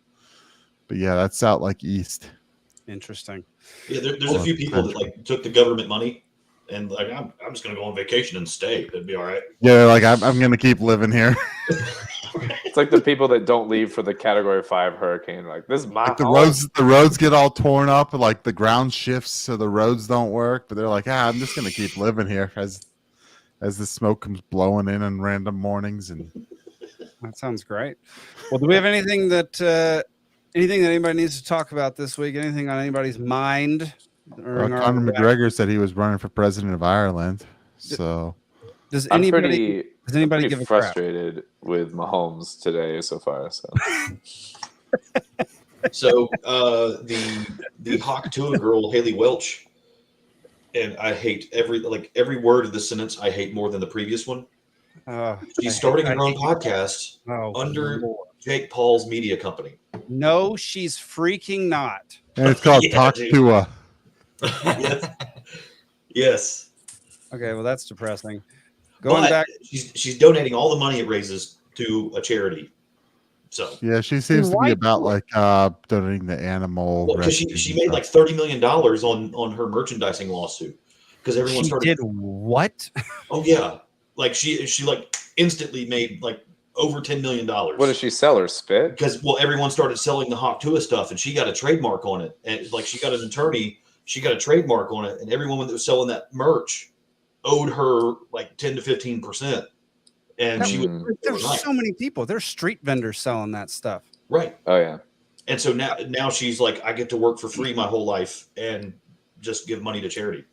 She should get like 12 cents every time there's a blowjob in the world. Yeah. Just the royalties, man. It is the way it is. Well, and as gruesome as the subject matter is, I mean, like, just bear in mind, most of our technological advancements in the digital age came from porn. Yeah. Yes. It's the supreme motivator, whether we like to admit it or not. Like, yeah, like the MP3 format, the MP4 format, HD video, like, all of these is because of porno. The Fun wheel, fact also, probably. Ryan Reynolds is one of the early investors in the MP3 format. Interesting. Oh, I didn't realize that. He was a made man before he got into acting, except for that blow pop commercial he did as a kid. I guarantee you the wheel was about it. It was about getting to that next town, you know what I mean? And like, just like his mistress was over there and he needed to do it quicker so he wasn't found out, you know? I'm telling you. Alden, you're pissed off at Mahomes. I have Kelsey, Pacheco, and Andrews, and they've scored me a whopping 7 points. Collectively? Collectively. Oh, You got to be smart about Pacheco's balancing. got me a Like, if you have whole Pacheco, 4.5 points right now. Like if you have Pacheco, you can't have Kelsey. That's Nick, shut your mouth. No one asked for your fantasy advice. I'm doing my own team. I don't want anybody's help. I'm going in to my win other it all. league. Meanwhile, someone has 5 you are. Falcons. I didn't even know there was 5 draftable Falcons. Like, oh yeah, you have 5 Falcons in your other. no, not me. Someone in my other league. I don't have that's one. Falcon. asking to lose. Oh, dude, we have 5 draftable Falcons.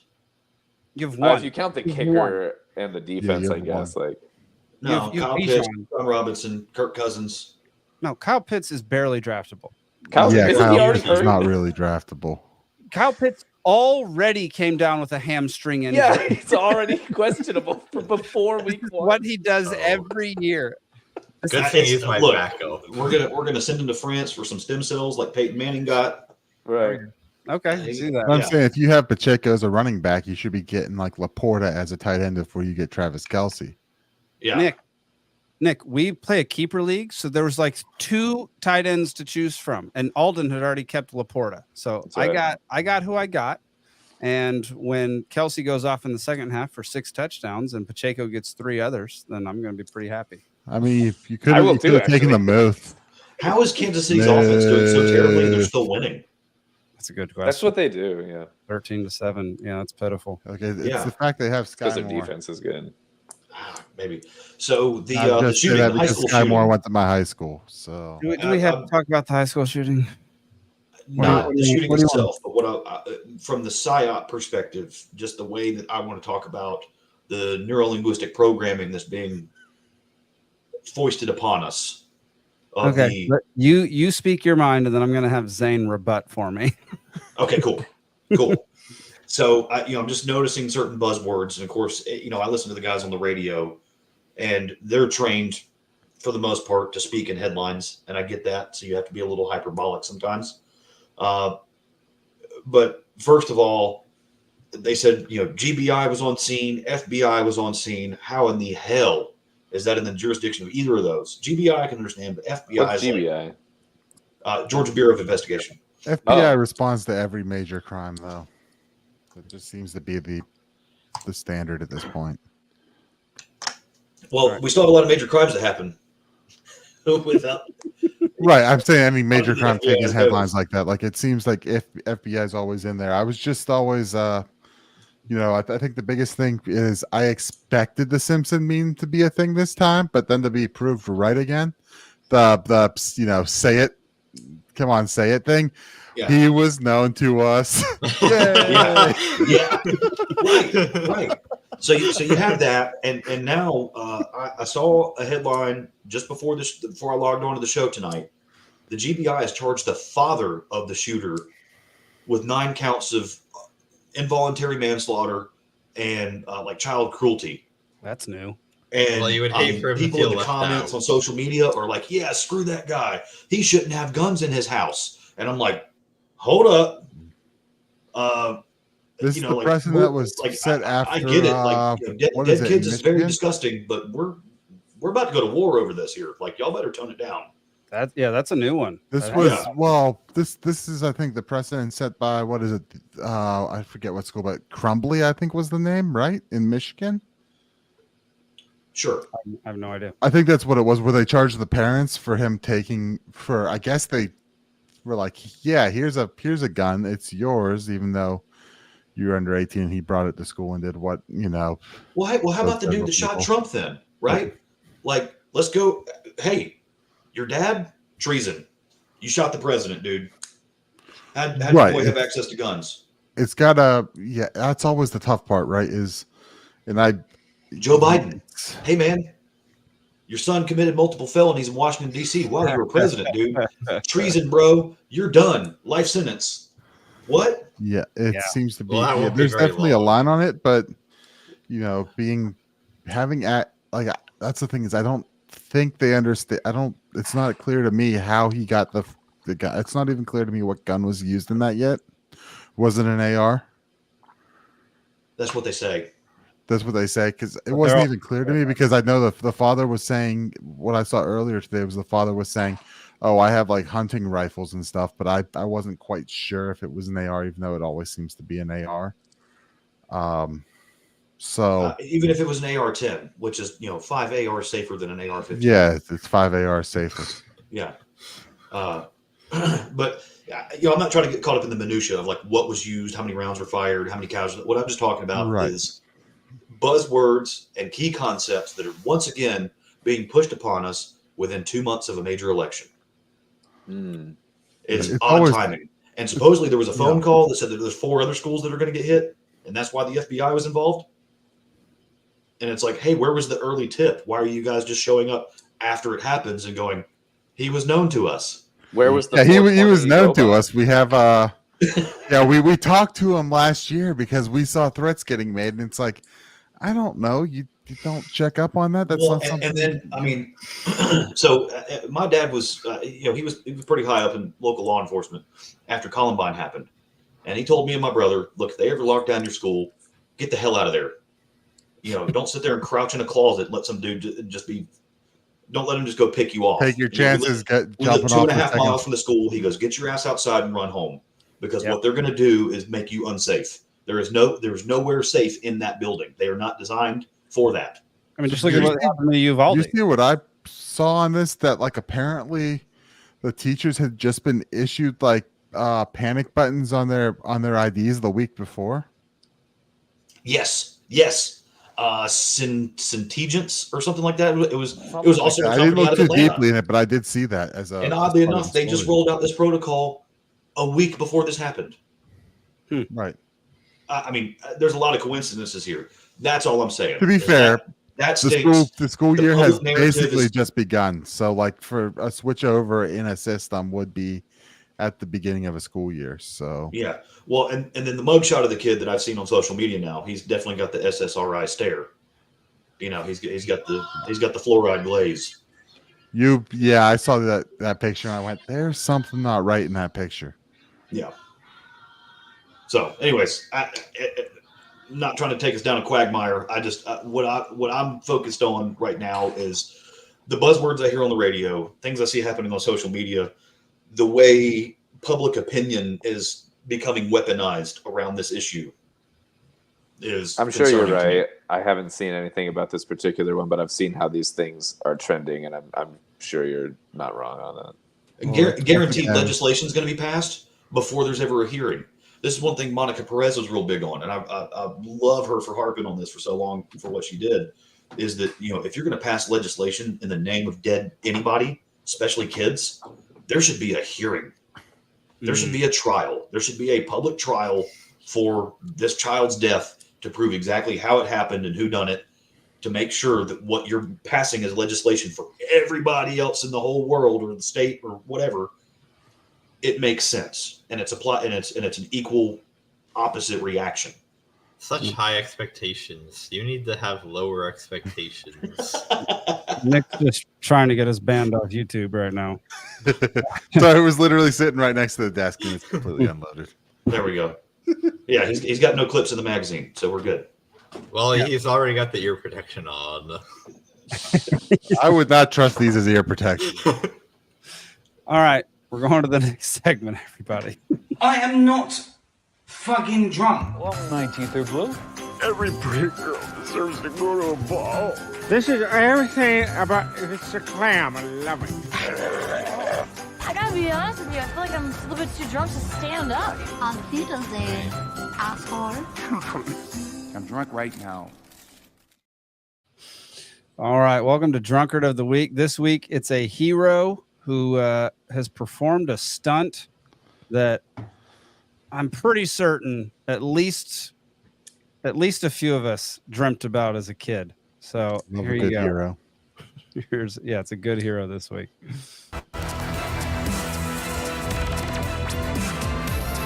And actually flying with a carpet.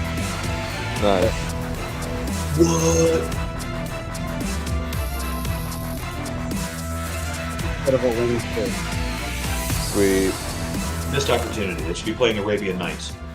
I chose this so that we wouldn't get a strike. There was a very trademark song on it beforehand. I can show you the world. Yeah, I'm not going to go for copyright strike. But how sick is that? He was flying on a carpet for over a minute. My stomach is dropping just watching this video. Mm-hmm. To be fair, I mean, like, We want to be free to do what we want to do. Yeah. We want to get loaded. Yeah. And we want to have a good time. Yeah. I'm not super surprised that it works. It's awesome. That's amazing. Sweet. Yeah, it's sweet. It's a good. I mean, it's not really Kudos to a risk. If Gillette it doesn't work, for that you one. throw it up. I mean, you're gonna glide at some rate, and then you're gonna throw your chute. So But it's got to be a specific rug. Like I can't just go get my living room rug and that's what's going to happen. Like But you could mine would. see you got something pretty stiff. We support you. You should try solid it. wing. Thank you, Alden. Thank you for that. I appreciate the support. I don't know. It's ballsy as hell to jump off with any kind of wing suit or anything like that. To jump off a mountain like that, but Oh, good. Mahomes got an interception, so now I'm down to 0.68 points. That's good. Alden, I've just been watching Alden get more and more pissed the entire day. It's my foray into the fantasy season here, and it is not going well. It's a good thing this isn't happening on Sunday Night Football. Chris Collingworth would be beside himself. Yeah. I broke a cardinal rule of I don't draft anyone from the Ravens, and I drafted Jackson because he was like the best available quarterback at that point.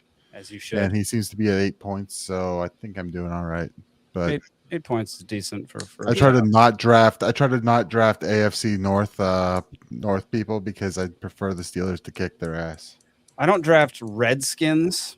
That's my Commanders. A little racist. Well, you won't be able to, I guess. Now, Yeah, I don't draft Commanders. Anybody in Washington? The Washington team. You don't draft any commies. Our audience interactions have been a little light tonight. Some Quack, if you're still out there and you have anything you want to ask us or you have anything that's on your mind, feel free to put it in the comment section right now and we'll tackle it. Otherwise, we're going to move on to the funny stuff here in just a second. And unfortunately, Grumpy went to bed, but I bet some Quack's got some questions or something to bring up in the antics. Possible. So we'll give it a second. Otherwise, we had Forest Mommy retweet our show tonight, y'all. That was pretty cool. Yeah, it'd be great if Forest Mommy was still here. I do love Forest Mommy. Yeah. Great person. She's great. Yeah, she's wonderful. Her and Binkley have become good friends, it seems like. And they, they interact all the time on Twitter. Yeah, I was watching the stuff you and Binkley did. Yeah, it's dude. We went down to Dragon Con. I didn't see that yet. I saw wild. One of our guys up here posted the video that was going around because I think it got retweeted by someone else of you guys interviewing the girl at Georgia Tech. Oh yeah, the girl that all the libertarians need to fall in love with. Yeah, fall in love with. Yeah. No, she was awesome. I mean, yeah, we tried to find her. She was on the right track by saying, yes, keep it at 21 instead of going to 28 or whatever, but that's still not quite. I know. That's what I was saying. I was trying to find her, like actually get her name so that we could have her on the show and show her on the show. We would 100% have her on the show. She was the show, hot girl from Georgia Tech. She was friggin' awesome. The one. Do you believe that the corporate tax rate should be 21% and you're a female? Come on the show. No, it's that she's 19 years old. She's talking about economics. She says that the problem is government spending. And I'm thinking we could convince her the rest of the way, Zane. Yes. There we go. And then that's another woman what which I'm this trying to do. movement is sorely lacking. There we Respect go. women. Let's get some really good economic-minded women in the movement so we can make some headway in that area. That's how you get economic-minded babies. No. Men can't make them. That is just the funniest statement I've heard today. That's just hilarious. All right, we're going to move on to the funny stuff. Yeah, everybody, if you're still watching, appreciate it. If you're still listening, appreciate it. Go check out our website, peacefulseed.network. All of our shows and movies and everything's on there. I'm going to post videos of Alden just looking sad during fantasy football season. Yeah, you need to get in the Dollar Media Club and watch the documentaries and come hang out in the Discord. Heck yeah, once that launches. That should launch by the end of September, at which point you'll have access to the Dollar Media Club, which gets you all of the stuff that goes on that we post on the website, including the documentaries, any movies we make. You also get access shower cam. And you get Alden's shower cam. Shower cam. 24/7 shower. I'm always in the shower. This is a green screen. I'm actually in the shower right now. Okay. All right. Well, if you're going to stick around, y'all, we're going to show 5 funny things that I found this week. So hope you enjoy them. All right. This first one is a couple British dudes eating American ribs for the first time. Oh, wow. Boy. Oh, I still think I saw this. Whoa. I know you're from where you're from. We're foreign. Well, we don't know what we're doing. Stop with the knife. No, you don't need a knife? No, you pull it apart with your hand. And listen, hold up. And you take your fingers and you lift that up and you eat it. Okay. Not with a fork. Okay. Absolutely. Okay. Sorry. Enjoy holding your food and eat it like that. I love eating with hands. Okay. All right. Thank you so much. Yes. He takes his hand. I'm sorry I let it get that far. No. Our mistake completely. We're not used to meat being soft enough to just rip it apart without a knife. Okay. I mean, that's not normal. Right, cheers. Cheers. The best ribs in America.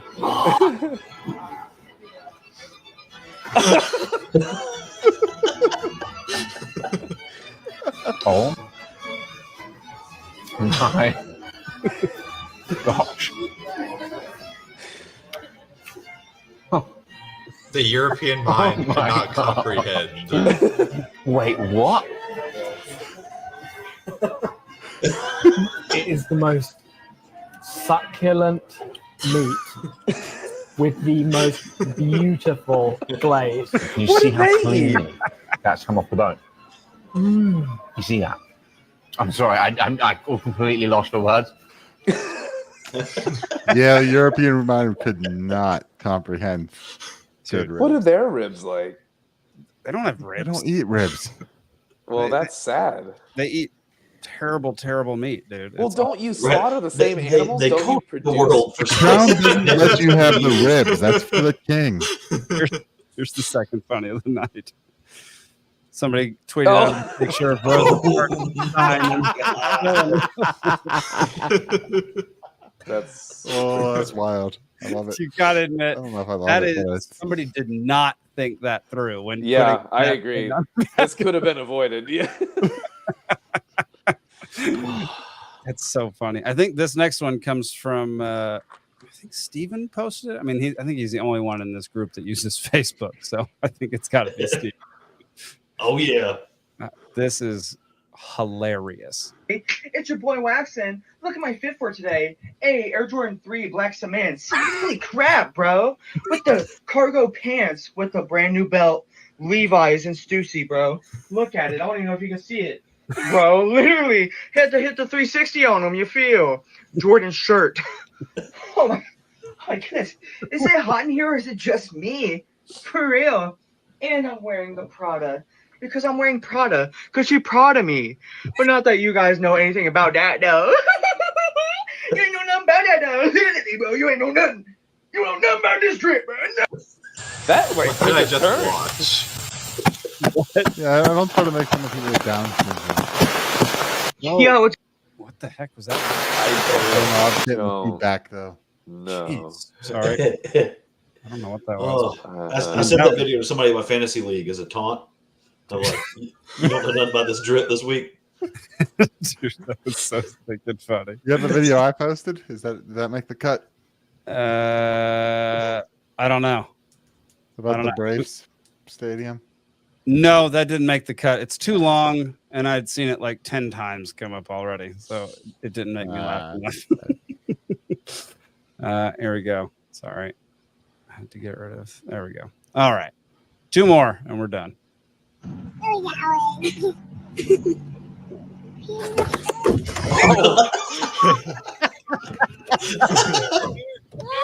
Damn. We got one. Girl was already crying on the left.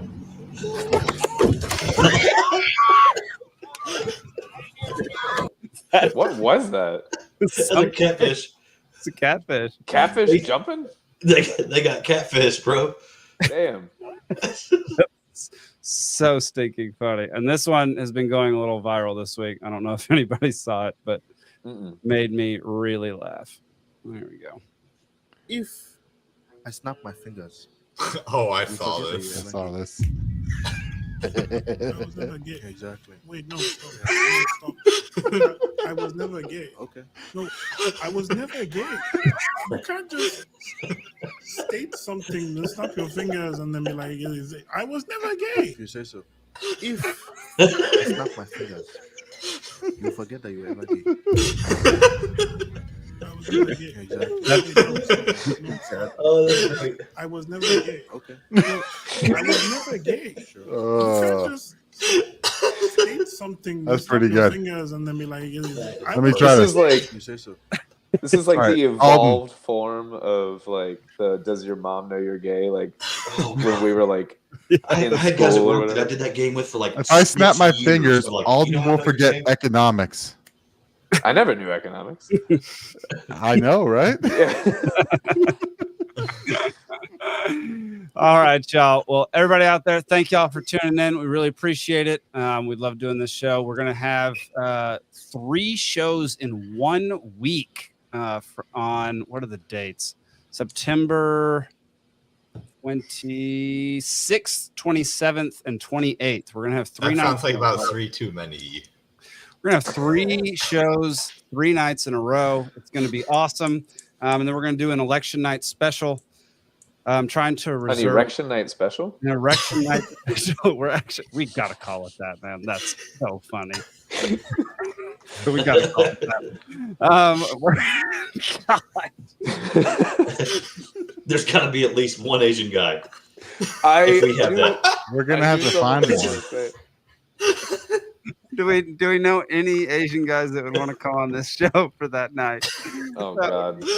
We're gonna try to do it live in a location all together. At least we're gonna do our best to make that happen. And I'm gonna try to reserve a place in order for us to do that, so we can actually have other people there, have an election night, watch party, and just drink a lot of beer and hang out and have a good time. Being that I'm running for something, I'll try to get a party going, and yeah, that'll be in and out on my end. But heck yeah, that'd be fun. In and out on your end. Like I might hop in, and then I might get like all of our candidates are from Western PA, like all of our statewide candidates. I prefer in and out on your end. I'm trying to get like something. I'm trying to get like an election night party that like all of our cool people in Western PA will come to. Heck yeah. We'll do that and make sure everybody goes in and out on your end. Go in, we go out. We're children. This is so pitiful. Yeah, this is what we do. This is pretty bad. All right, y'all. Thank y'all for tuning in. We'll see you next week.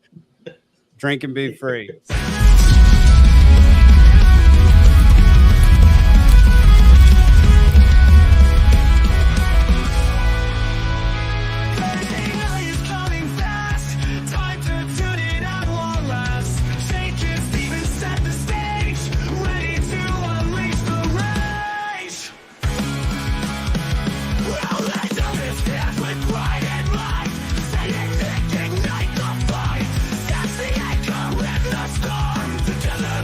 the dark.